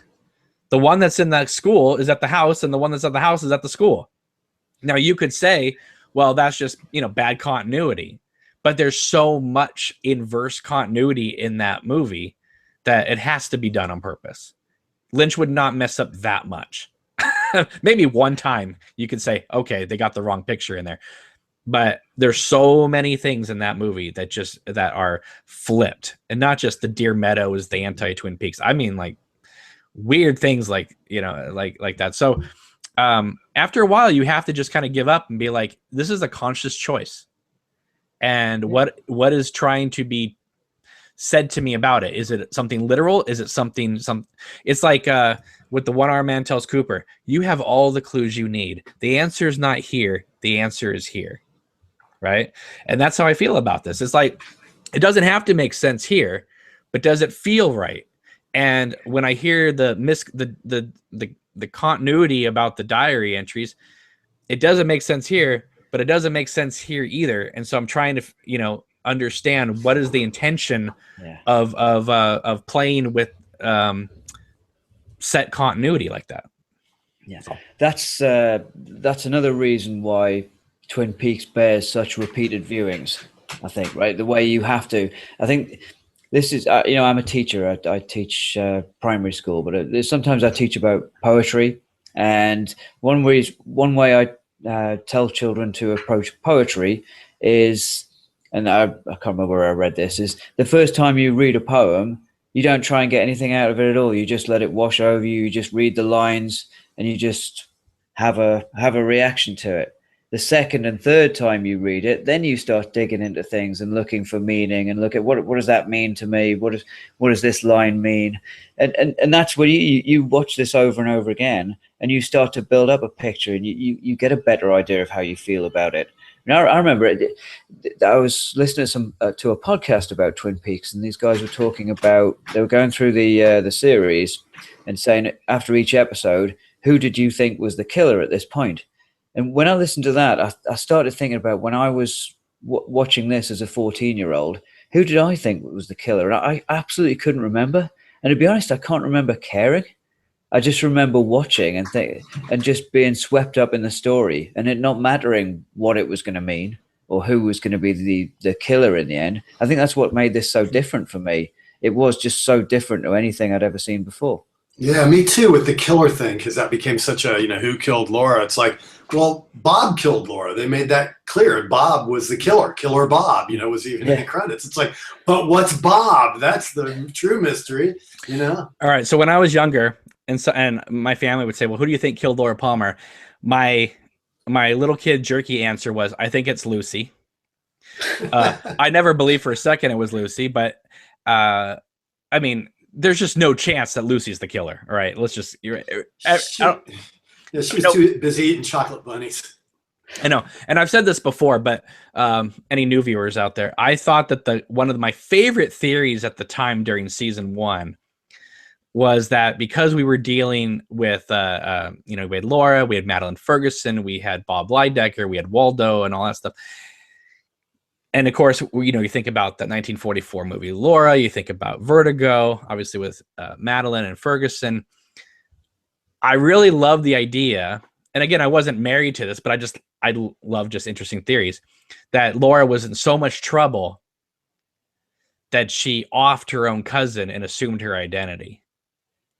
I remember that theory at the time was a popular one, yeah. And I was like, you know what? That would make sense. Yeah.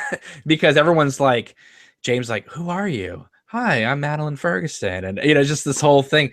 And obviously that's not true, but I thought that was just a wonderful theory that would have made sense too.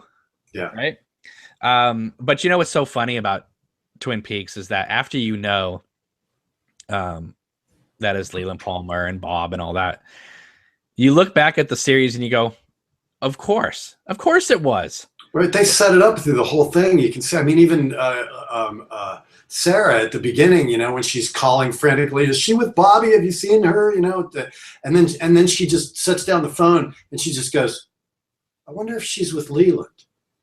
And I mean, they just laid that in there, And when the sheriff pulls up, it's wonderful. It's so wonderful because you can read it 2 different ways after when the sheriff pulls up and Leland's on the phone, he goes, Sheriff Truman. Yeah. Right. Now, of course, you're looking at it as like a father seeing bad news, coming his way.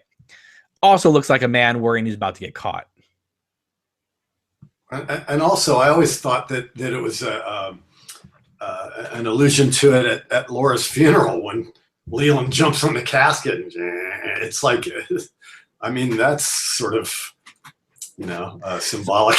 So when Lynch, tapped Ray on the leg and said, "It's always been you, Ray," it's like, no, duh. Yeah.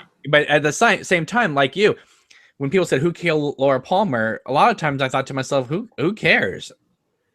I mean, I knew eventually it was going to get answered on its own time frame. Although I completely disagree with Lynch about this idea of that we were never going to solve the murder. I think that would have been an even bigger mistake than solving it halfway through season 2. I still think it would have been the last episode had they been able to play it out as they intended, right. Like The Fugitive with the one arm, man. Right. You catch him in the last episode. Now, I absolutely adore the Wyndham Earl storyline. I think that's just one of my favorites of the whole series. However, I've always thought that what they could have done to maintain what viewership they had in season 2, post the wrapping up of Laura Palmer's murder, would be instead of them flashing forward 3 days later and doing the wake and all that, which to me, I have to say, as a kid, I was like, oh, Leland Palmer, and everyone's like celebrating this, Leland, and it's kind of a goodbye to Ray Wise and this and that. As an adult watching that scene, I'm like, the entire town has gotten together to celebrate the life of a sexual deviant and psychopath, murdered his own daughter. Yeah, raped and murdered his own daughter. Okay, we're gonna serve good food, and we're gonna have the mayor fight and all that happening, and everyone's just in good spirits, and it's a weirdly touching scene, right? All that stuff between Sarah and sitting there with Audrey, which is weird. You never see those two together. But instead of doing that and then doing the whole Earl Annie storyline, which again, this is my love. I love that stuff. I think it would have been better. This is all in retrospect, right? I didn't think about this at the time, but I think it would have been better to end it, right? So they Laura Palmer's murder is solved. Leland dies. We get the owl, freeze frame, boom. The next episode for the rest of the season should have gone back a month and done the last month of Laura Palmer's life with all the characters that we had seen in seasons 1 and 2. So Fire Walk With Me replaces the Wyndham Earl stuff at the end. But of Fire season Walk 2. With Me is the Yeah. back end of season 2, Yeah. and the series ends with Laura Palmer murdered, and Dale Cooper gets a call to go to Twin Peaks. End it. I think that, I mean, we wouldn't have gotten a season 3 out of that, obviously, but I think if you, in retrospect, if you had known that was going to go, I think that would have been so fascinating. You already got Cheryl Lee on your payroll. Just bring her back as Laura Palmer. You have all the actors there. Fantastic. You have to get Ray Wise now. You can lose the whole James and Evelyn subplot, which I actually don't think is that bad. As I said many times, it became the basis for Lost Highway. David Lynch was like sitting around with Barry Gifford, like, what if we took the O.J. Simpson case and married it with the James and Evelyn subplot? Right. We got Lost Highway out of that. But don't you think in retrospect, that would have been amazing if we got 13 episodes of Fire Walk With Me and just ended it with her death? Just bring it full circle. Yeah. Would have worked better as a whole piece in retrospect. Yeah. And I don't think people. But I'm sure they have a lot of regrets, that I'm sure now with David Lynch directing all 18 hours, I'm sure he wishes he could go back and correct season 2. Oh, and I'm not saying that that's, they should have done that, because again, I adore the whole Wyndham Earl Annie storyline. And I love the fact that Annie Blackburn, a character that was created out of whole cloth because, they couldn't do the Cooper Audrey love story, basically becomes one of the most important characters in the whole mythology of Twin Peaks, because she's the one that shows up and tells Laura to write it down in her diary. She's the one that brings Laura and Cooper together in some ways. In fact, when Laura goes to the Roadhouse and Julie Cruz is singing Questions in a World of Blue, is it any wonder that the song is written to, what eventually became the Cooper and Annie love theme? So when she sings, why did you turn away from me? Well, Laura did turn away from Annie and disregard it. And later on, she wrote it down. We don't know exactly when she wrote it down. Did she write it down after she took down that painting on the wall? Or did she write it down after realizing that her actions were driving Donna Hayward to take, drastic risks with her sexuality and bring Bob closer to Donna? It's an interesting idea, but I love the fact that Annie Blackburn is a character that people really didn't give two shits about, but Lynch himself found her so important that he stuck her in Laura's bed and said, Are you still holding out hope for Heather Graham, even though she's not in the cast list? Well, of course. But I love the idea that they brought Annie Blackburn into the narrative, because the book took her out of the narrative. Right. There is no Annie Blackburn in Secret History of Twin Peaks. And a lot of people theorize, and I agree, that book was concocted not to rewrite history, but to give the illusion of rewritten history, because nobody will be looking for Annie if she's not documented. And I think Annie holds one of the crucial keys of this whole new series in some form. So you do believe that the cast list is incomplete due to non-spoiler? I think it's incomplete, but that doesn't mean that. I mean, David Bowie might not be in this new show. They might not recast that part, but they're still dealing with Philip Jeffries. Yeah. I don't need Heather Graham to be in this to deal with Annie Blackburn. But if she's great, if she's there, fantastic. I mean, she does all those Flowers in the Attic TV movies. Why can't she do this? But again, I mean, we don't know. I mean, the story that Lynch and Frost are telling, yeah, I can see why Piper Laurie isn't in this. Right? Yeah, she's just not in this story. Right. So, I mean, yeah, there's a lot of people in this. series that from the originals, that we wish were in there. But if you look at what the story they're presenting us, it's not quite the story they wanted to tell us. What is it? We're not just hanging out in Twin Peaks the whole time. We're barely there. So there's that. But I do maintain that Ben and Beverly, the Ashley Judd character, that I maintain until they tell me otherwise, I'm going to believe that was Josie Packard making that noise in that room, because Cooper's key showed up there. First thing Ben Horn thought of was 315, the room where Cooper was shot. Who shot Cooper? Josie.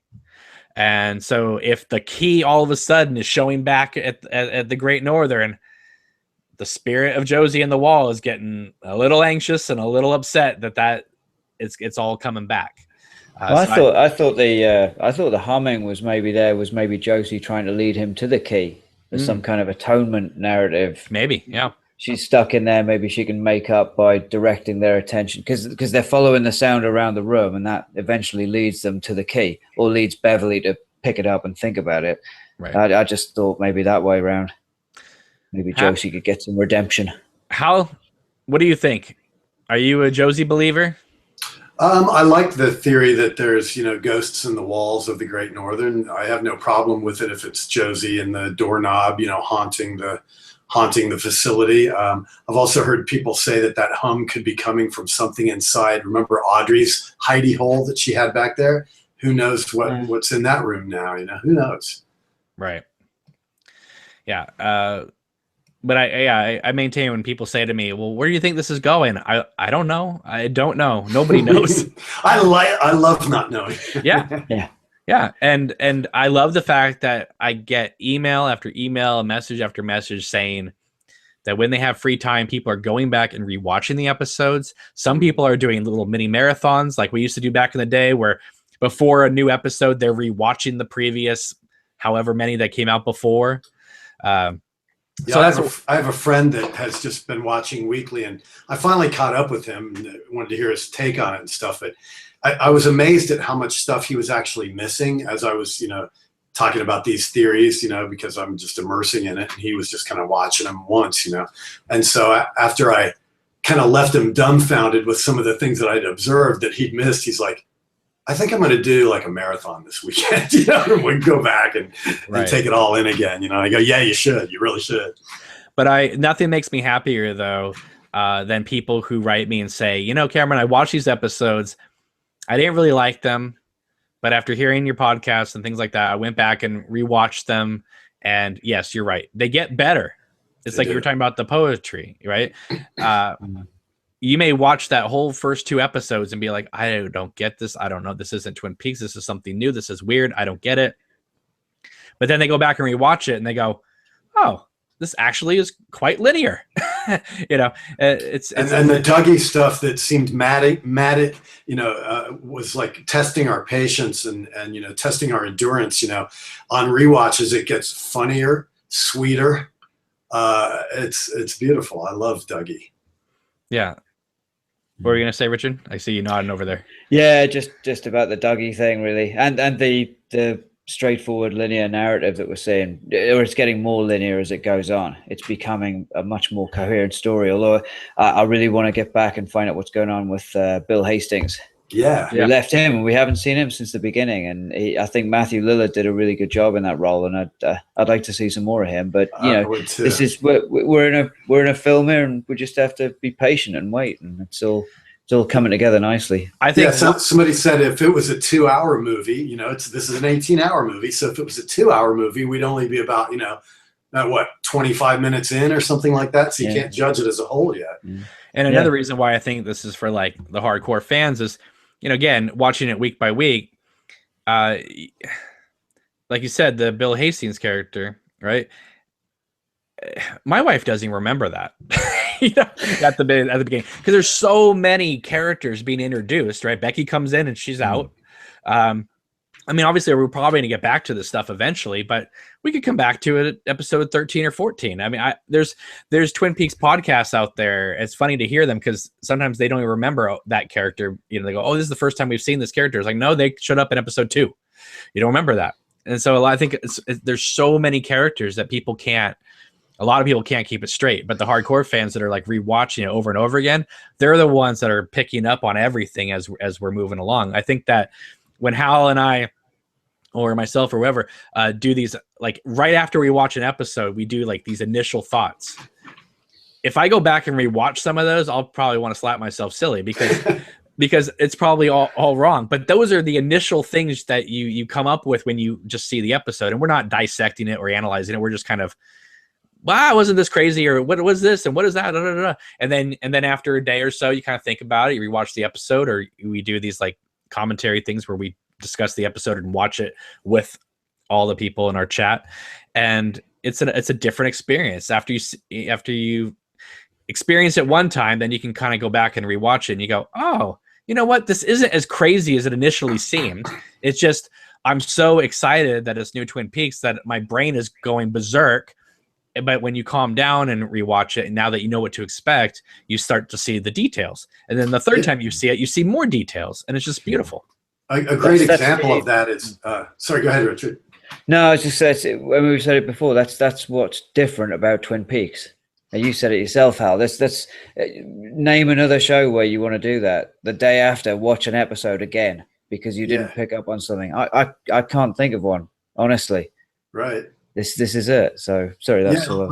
Like a perfect example of a scene is when Albert and Gordon, after they see Coop for the first time in the cell, and they come out, and Albert tells him that, he gave Cooper some information that caused their man in Colombia or whatever to be killed. And Gordon looks at him and goes, Albert, Albert, Albert. He says it 3 times. So on the first viewing, I just said, he just was going, oh, Albert, how could you, But when we rewatch it, it's like the first 2 are that. The third one, he like peers right in him, like they're having some sort of mind meld thing. And he's like looking into him and intuiting, and he goes, Albert. It's like he's reading his mind or something like that. But don't forget subtleties. Don't forget the sound design. It builds up, and then the moment the sound goes out, he says Albert. It's like it's almost like there's a pressure in his ears. Right. Yeah. So the rewatches are so rewarding. Oh yeah, and the funny thing is, I've gone back and rewatched it 3 or 4 times, and usually if you rewatch anything 3 or 4 times, it's like yawn. But it's just it's so interesting. It's like what you were talking about Eraserhead, where you see it one time and you're like, what on earth? And you go back and rewatch it, and it's sweet, it's funny, it's it's got all these things that you didn't even notice the first time. A lot of people, and then when this Dougie stuff, right? Which I mean I adore, but I agree it is kind of Lynch kind of testing to see how long he can keep our patience. But when you go back and rewatch and you go, okay, you know what? He's not Cooper yet. He's still Dougie. You go and appreciate those scenes for what they are. Yeah. And they're miraculous, like perfectly pitched scenes of physical humor and subtle looks and watching every time that Dougie does something that Naomi Watts gets more and more frustrated. Yeah. Which, by the way, I have to say, Naomi Watts is becoming like Laura Dern in this series, like an unsung hero in this thing. I mean, I've always loved her, but first time you see her, you go, okay, she's playing this kind of bland housewife. But as the series goes on, she's becoming so great. Because at first I thought maybe Dougie was in sort of abusive relationship with her, the way she talks to him. But she talks like that to every man. Some people are even saying, I was impatient with Dougie. Now I want him to stay Dougie so Naomi Watts can have more scenes. But here's an interesting thing that's been being discussed is what is the relationship to them in marriage? Because obviously she knows he's having extramarital affairs, right? However, she does kind of treat him like a handicapped brother. There's no affection there. I mean, they don't hug, or she doesn't hug him. She doesn't kiss him. She cares for him, though. I mean, she kisses him and cares for him and helps him. But she also boots him out of the car and says, "Go to work." When he looks like he's just gonna like collapse in the street. But this, because obviously this isn't Dougie we're watching. I mean, this is Cooper. It does make you think about what Dougie was actually like. I mean, if he was just some construct of the doppelganger or something fashioned out of a gold ball, it's quite possibly he was quite vacant. He was quite like an empty vessel. Well, that's why because that's what she says to him, right? She says, Yeah. this is one of your episodes. Well, what kind of episodes is he having? Because she tells the cop, oh, he's like this on a good day. And what was the attraction in the first place for Naomi Watts? And if they've got such odd now, and Janie E and Sonny J, it makes me wonder whether they're constructs themselves. Well, right. I'm sure Sharon Stone in Total Recall, maybe she's just been implanted to stay with him and make sure he stays Dougie. Well, I'm sure you've heard that anagram then about Dougie. Dougie, Janie E, and Sonny Jim translate into Josie, Judy, my Annie gone. Oh, no way. Yeah. Okay. Right. And that goes along with, have you seen the plane footage? Yeah. With the flashing windows? Well, I noticed that the first time, and I just thought it was just a bad, because the plane was like a CGI effect. I just thought, well, it's just kind of maybe bad rendering. They got a Showtime budget. What else do you expect? Yeah. But, that's the thing about this show. It makes you analyze every damn thing. And of course, the fact is, when we got proof in the double R that he's flipping extras around, that's why people are doing that kind of thing. Because it's not the fact that he just flips the extras around. It's the fact that Shelley turns around and goes, yeah. She notices it. And the fact that Norma's sitting at a booth, which is a replay of the shot that they used during the Becky scene. Mm. And she's in a booth, and every time they cut to the long shot, she's not in that booth. And Lynch is in his shop making a table, but Mark Frost is hyper aware that everybody's freeze framing and analyzing, in the post Lost era, Well, another thing that people don't seem to catch on to is, look, when you're an editor, you notice rhythms, and you know how things are. What kind of effect you get by the way you construct a scene and edit in the editorial process. In this episode, in the past, we would get a shot of the Great Northern and the waterfall. We would get a shot of the Great Northern panning to the waterfall. But this is the only time that we got a shot of the waterfall, and then the next shot was of the hotel, which if you go by the image is only like an inch and a half away. So it's basically like doing left eye, right eye, left eye, right. It was like a weird split screen too, almost. Yeah. So you got the falls and then you got the hotel, but it's the fact that it went falls, hotel, but it wasn't the bottom of the falls and then cut to the hotel. It was the top of the falls cut to the hotel, where the top of the falls would be right below the frame. Well, that's another thing, like the moving around extras in the double R, right? Does it say anything? Maybe not literally, but it definitely gives you the feeling that something is not right, that things are getting inverse, things are going backwards. Off kilter. Things are off kilter, right? And so I don't need it to mean anything literally, but listen, there's 2 Coopers out in the world now. That's confirmed. It's now confirmed that because they got the key, that we are dealing with the same timeline. Yeah, things are a little squirrely. Things are not going the way they should.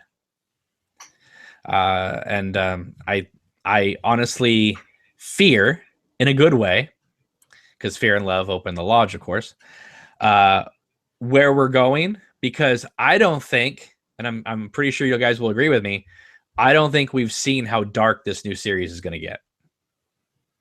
You can't have the happiness at the end without going to the pits of hell first. And I think that we haven't seen anything yet in terms of how dark we're going to get before we hit. No, because we haven't had an episode like the reveal of Laura's killer, that deep, dark horror yet. And I guarantee it's coming. And the Bob doppelganger, whatever you want to call him, he's now out. He's now loose. He's going to off Ray pretty quick. I mean, he's sitting in the passenger seat. He's got a gun in the glove department. He's letting Ray drive. Ray's a goner. Let's be honest here. But in those Showtime previews, we see Cooper in a suit driving a car looking paranoid in the mirror. Do you think that's going to be Dougie coming out of his stupor? He's now Cooper, and he's paranoid. The doppelganger's after him. Or do you think the doppelganger, seeing Cooper on TV with this whole Ike the Spike thing, because now he's got national coverage, is going to be like, holy crap, I can he's out here. So I'm going to get my hair cut, pattern myself after Cooper, and I'm gonna go back to Twin Peaks and cause some harm out there.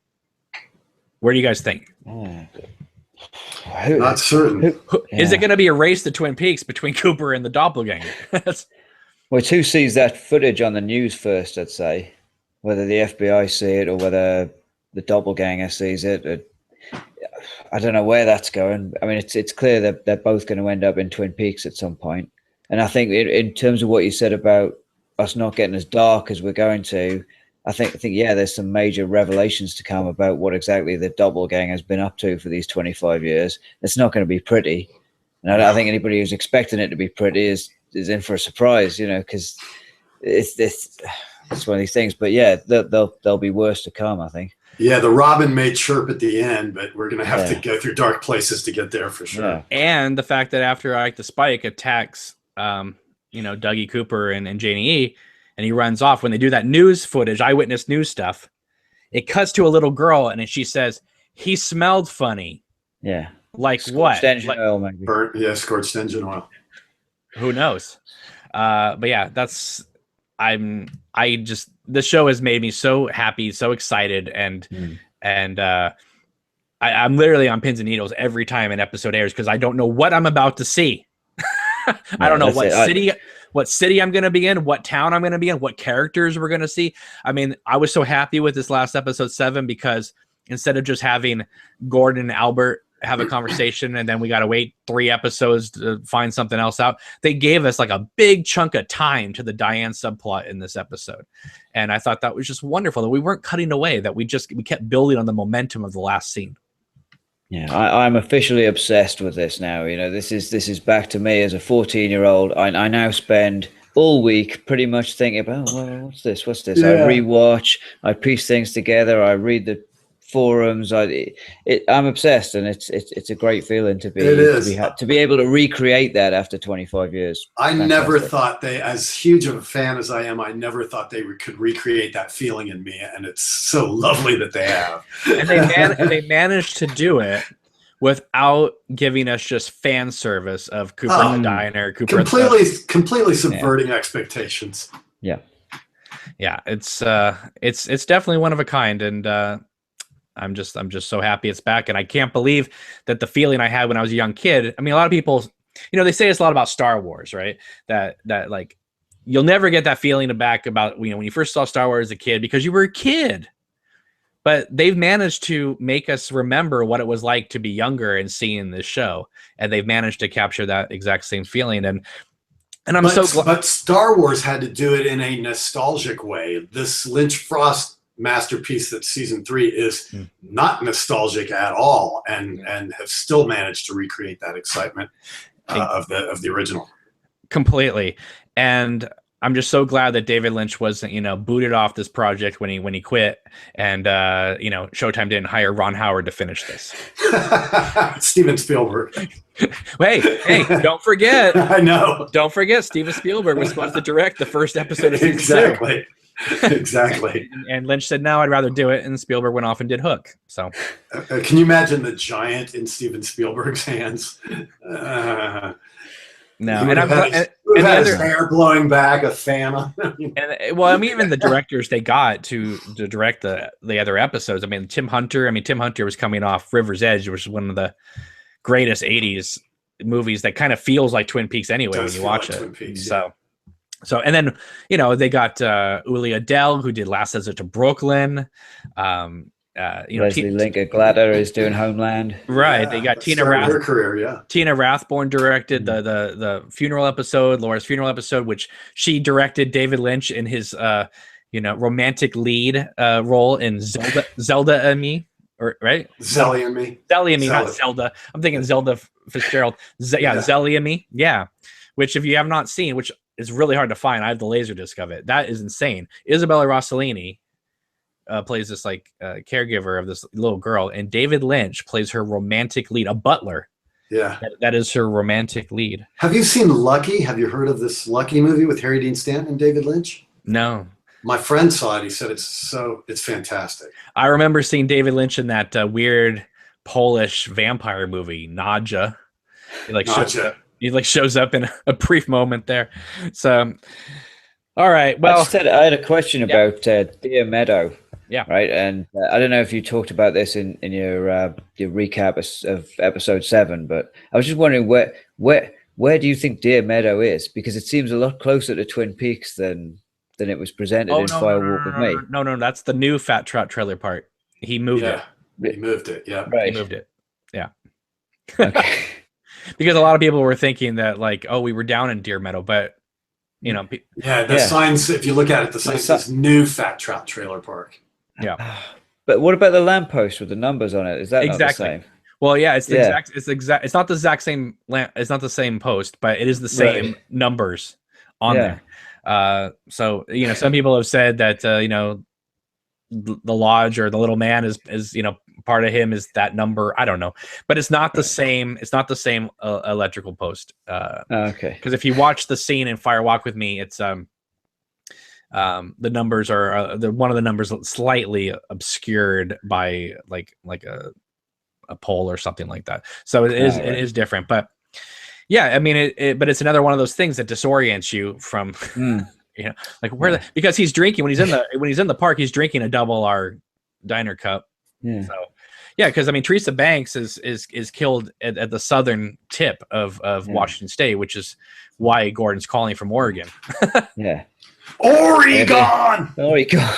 Yeah, exactly. So I had one thing we didn't talk about in the episode 7, the beginning with Jerry, which seems just like comic relief. You know, I'm high and all that. You know, but really the way when you rewatch it, you know, the way he's looking at those woods, he's genuinely either completely tripping his brains out, you know, or he's seeing something kind of bleeding through or perceiving something, you know. It's almost like the intercourse between two worlds is. Well, did you see something flickering in the trees?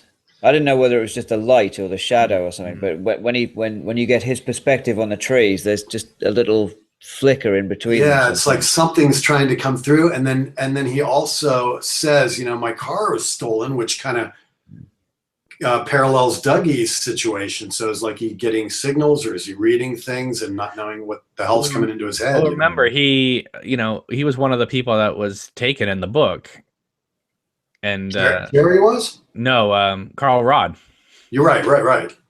So I mean, I think that's why he was able to see the boy's spirit, which for some people reminded them of Garmin Bozia flying through the air. Well, yeah, it does look. I mean, it's that color, and you know, let's face it, there was a lot of pain and sorrow in that scene. But it doesn't get sucked into the electrical wires; it goes past the wires. It goes up, yeah. Right. So I don't know.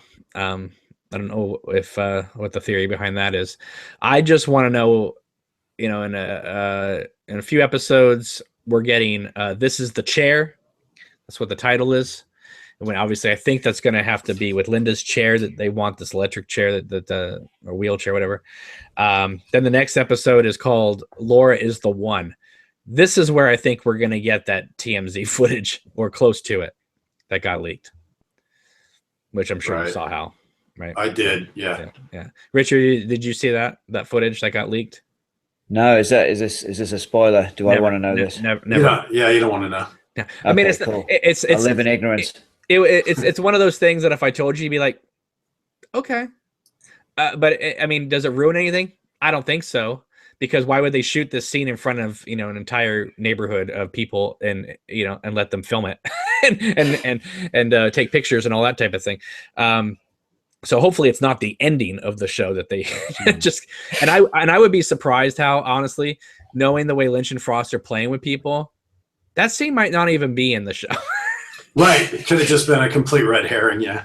Yeah. It could be just like, well, you know, we have these two actors, you know about these two actors, and here we are at this location, and, you know, let the media go nuts. It could whet the appetite, but not really show them anything. It could have been, or it could have been a way of dipping their toe to see what social media would do in today's age with Twin Peaks, and they realize, we're not doing that anymore.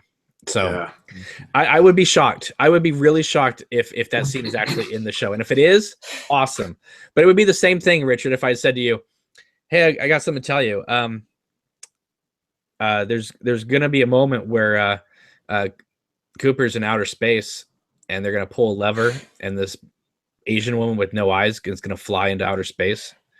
you'd be like, okay, I have no idea the context of that, but okay. But we'd be high-fiving going, really? Wow. Yeah. Right. I'd say that's probably one of my favorite sequences in the series yeah. so far as well. Yeah. That whole purple world. Yeah. I mean, I thought after you- the premiere, that was just so beautiful. did you see that? Did you see that video footage that that person made of where it combined Sam and Tracy in the glass box with that scene in the purple room between Cooper? It synced it up, yeah. It synced it up so that when Cooper was in the box, when he got sucked back into the, that's when Sam and Tracy walked in. That's the closest to a Lost thing they've done so far, where it's like they revisit the same scene from a different angle. Then when the Asian woman was doing this kind of stuff, that's when Sam and Tracy were getting killed. Like they sync it up, like okay, right. I understand why that. I mean, I've had some people say to me, "Well, Lynch doesn't really work like that," and that kind of Brian De Palma-esque kind of filmmaking. But when you're dealing with actual like timestamps in terms of well, this has to happen here, this has to happen here, I can see why they would have one sequence match. They don't have to worry about that for the whole show, but I can see why they would do that. I mean, after all, many of the cuts in the purple room scene were jump cuts or repeat shots. So that's an easy way for Dwayne Dunham to time it out to make it fit. So we were talking about future titles. Yeah. And we know that every title so far, a character actually says the line. Right. So this Sunday's episode got a light. Who's going to say it? I have no clue. I mean, the lines are coming from people you're not expecting them to come from. I'm thinking Sarah Palmer. Audrey. She smokes. It might be Audrey. It might be Audrey. This might be finally the introduction of Audrey Horne. She was a secret smoker. Isn't it? True. Yeah. Isn't it funny though that we're 8 episodes in and we still haven't seen Everett McGill, and he was one of the people in the teasers. And nobody's complaining about that. Well, and James hasn't come back, so right. No, or his British friend. Yeah. We got to take a trip to the gas farm soon, man. I'm thinking though that someone asked Julie Cruz when she was if she was in this new thing, and she said, "Oh, I am. Just hang on."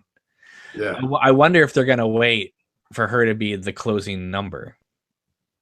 Actually, now that I think of it, we've already taken a trip to the gas farm with Lucy and the Chocolate Bunnies confession. What? Lucy. Oh yeah. It's just a gas joke. We have seen Nadine. So and that came out of nowhere. No establishing shot, nothing. Just all of a sudden a cutaway to Nadine Hurley, and we're like, watching Dr. What was his name? Dr. what? Dr. Amp. Dr. Amp, right? Yeah. Show him the shit. Richard, what did you think of that whole thing where, everybody was trying to figure, because I mean, honestly, let's be honest here. Lynch devoted at least 2 rather long sequences. One was the delivery of the shovels. One was the painting of the shovels. It's kind of just amazing the fact that, as of right now, the shovels are there just for him to sell on his website. I think it's just a groovy. He's got 18 hours to work with. He's into transcendental meditation. Let's just take a break and paint shovels. Let's take a break and sweep the floor. Sweep the floor. It's beautiful, man. I've Watch seen this unique apparatus set up so he can paint the shovels. Right. It's great. We want to check in with him. And I think it is just an elaborate ruse. I'm going to say, what the hell are people going to make of this? What are they going to think he wants gold shovels for? No, I mean, there's chances are there's somebody out there who thought, he's just going to sell them.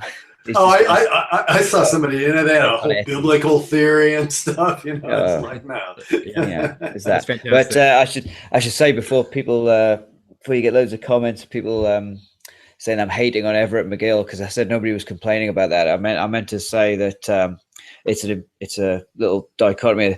People are going on and on about the fact they haven't seen Audrey Horne yet, but nobody's complaining that they haven't seen Big Ed yet. That's not fair to Big Ed, man. Main characters. Yeah. We love Big Ed. And honestly, I've seen Sherilyn Fenn on screen way more than I have Everett McGill. I haven't seen him in a movie, I think, since The Straight Story. I could be wrong, but I myself haven't seen him on screen. Well, I saw the bits and pieces, but I mean, before that. I love the Big Ed story too that he tells, because remember when Lynch put out the tweet, like, does anybody know where Everett McGill is? He couldn't find him, Right. About a year before they announced that Twin Peaks was coming back. So he was looking for him. And then Everett McGill tells a story where he had a house somewhere out in the middle of nowhere or whatever that belonged to his mother-in-law or something that had sat dormant for like 4 years. And he went up there to check on something and take care of it. And the phone rang. And somebody, through Lynch's feelers had given him this number to that house.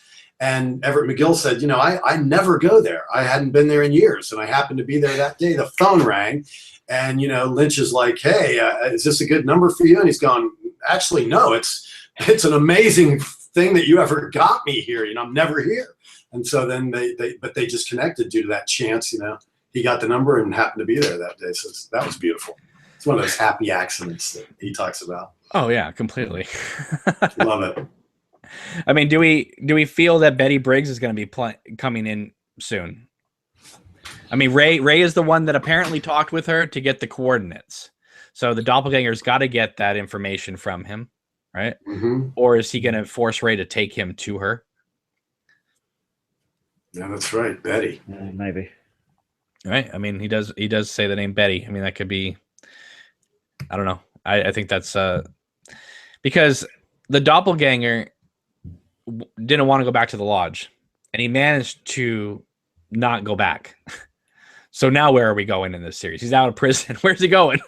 What's he going to do?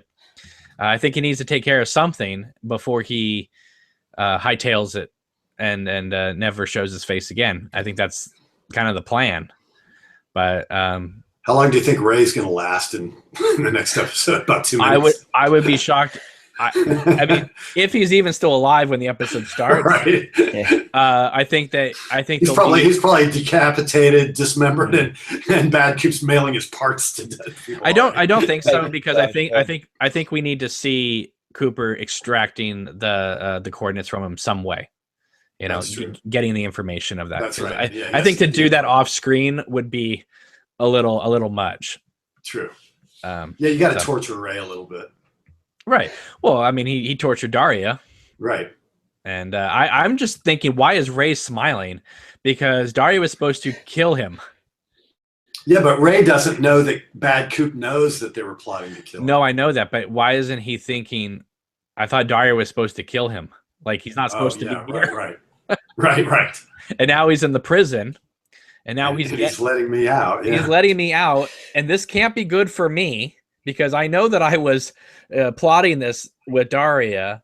And now. And by the way, you were wondering who was in the driver's seat. It was Ray. He said, Ray, you drive. Right.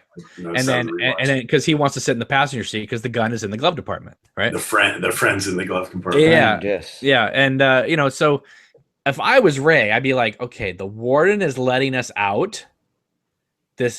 I'm a dead man. So I don't know why he's not even smiling nervously. He's smiling like a prick, man. He's just like, ha ha ha. I'm like, dude, you are on borrowed time. You're dead. Yeah. They should have had him just like walking by him like, holy crap. But Ray is one of those scummy characters. Like Richard Horn. If any character deserves to die in this new series, it's Richard Horn. Stupidly cocky, Well, it's like those car thieves that blow up, right? It's not bad enough that they try to steal Dougie's car and blow themselves up. No, they have to first throw rocks at the little kid, from the 119 person before they, woman, before they blow themselves up.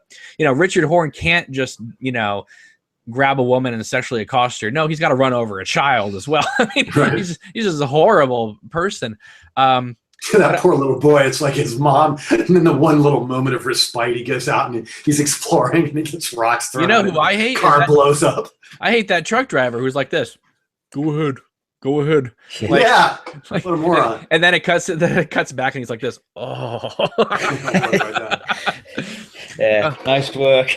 Yeah, good job. I'm sure he's loving life. That whole sequence reminds me of Pet Sematary so much, because they keep doing the cutaways of the truck coming and then the little boy and the truck coming and the little boy, and all of a sudden, we have that moment. But I do think Richard Horn, I mean, I'm going back a couple of episodes here, but that setup of him, that initial scene, right? It does paint a picture of someone who's going to present quite a lot of menace. You know, there's Yes. quite a lot of evil in that. And then in the very next episode, he's presented as a bit of a weakling, really. Yeah. And someone who's easily pushed around by Red. It was so interesting to see this complete change around. By the way, I firmly believe that Red will be discovered to be Little Nicky all grown up. Just so you know. No, nobody can do that spinning that coin trick. But Lynch, he likes, he can play it both ways. You can say, okay, Red might have some supernatural powers, or they're just completely both stoned out of their minds and they're just imagining all this stuff. I mean, right now we don't really have an answer. But yeah, I agree. The Richard Horn thing in the Roadhouse just surprised the hell out of me, because obviously he's paying off Deputy Chad, so obviously it's the Roadhouse as usual. Obviously we got a clarification on that the Renault family are trafficking still in young girls, but the way he grabs that young girl and her friends do nothing, right? And it's the same thing, like the kid gets run over, everyone around them is shocked and horrified, and they do nothing. It almost seems like Twin Peaks itself, the town, it just is can't move. Obviously, everybody, a lot of people who are still working at the same jobs they are. There's very little growth that's happened. The women I know, if that would have happened, that guy would have been stomped into the mud. Right. Yeah. and I think the scariest part of that whole scene is the fact that it just cuts away. There's no resolution to that scene. Does it resonate with the first series at all? Like, is Twin Peaks a town of people who watch? Is it a town of viewers who don't actually participate or try to make any change? And that's when Cooper shows up, things do start to happen. You've got to tell, and Bobby says it at the funeral, doesn't it? We all knew she was in trouble. Nobody did anything to help her. Mm-hmm. Is this the same kind of setup where there is a town that's paralyzed by just watching these things unfurl and nobody does anything about them? It does seem Is like that why someone like Carl stands out? Because Carl's the only person who comes over and comforts the young woman after her son's killed, and he's not from Twin Peaks. So. Right. And but maybe for other reasons. It does seem like the town's in stasis on some level, where it's like, Lucy and Andy are still in the front while there's more up-to-date stuff going on in the back. And, then, Norma and Shelley are still at the diner, and Heidi, and it seems like there's a stasis going on some level, and we don't really know why. Well, it's funny because Jean Reno, when they're at Dead Dog Farm and he's giving Cooper that speech, and he said, before you came here, they dealt in drugs, and the girls, and One-Eyed Jacks, and everyone was happy. The businessman was happy. The tourists. Yeah. And when you came to town, things started changing. Mm-hmm. And so maybe if you die, the nightmare dies with you. I always thought that was truly one of the most powerful speeches in the whole series. And it comes in a section of the show that many people just write off as being terrible Twin Peaks. But Michael Parks playing Jean Reno. Everyone talks about Michael Parks in all the Quentin Tarantino and Kevin Smith movies, but he was amazing in Twin Peaks. Yeah. And he delivered that speech in a way that was sad, tragic, and you could understand that Cooper having this sort of self-guilt because of this whole thing of Wyndham Earl coming back and bringing back the memories of Caroline. I think that's the only moment where if Cooper was alone, maybe he would have been in the same place that Harry was, a few episodes later, where he was sitting there, with the gun in his hand. Cooper seems pretty down at that moment, and he's trying not to believe what Jean Reno's saying, but he knows there's some truth to it. And that's the one time I think in the series where you feel like Cooper's lowest point. So I don't know. And then Denise comes and saves him. Are we going to see more of Denise, or is that a one-off? No, I think we're going to see more, because I think that's who Ernie Hudson's going to call. Ah. Yeah, that he makes said sense. he had to call the FBI, and Denise is running the FBI. Makes sense. So, because I thought that was a great scene between Denise and Gordon, mm-hmm. and I didn't want that to just be a one-off. But even if it is, it's great to see it. You know, it Sure. worked. It worked out rather well. So, but yeah, I mean, if this is how we feel after 7 episodes, where are we going to be at 14 episodes? I know we got 11 more to go. I love it. Yeah, and the great thing is, like, you know, like I said, a lot of people rewatching this after it's all over. People are going to go back and start episode 1 again. Well, we got a 2-week hiatus after next week's episode, so plenty of rewatching time. Exactly. So, all right, well, let's wrap this up because for Richard here, it's 10 to 3. It's 10 to 3 in the morning. So no. we're gonna wrap it up. Yeah. So, Richard, where can people find you online if they want to read your stuff or follow you on Twitter or that type of thing?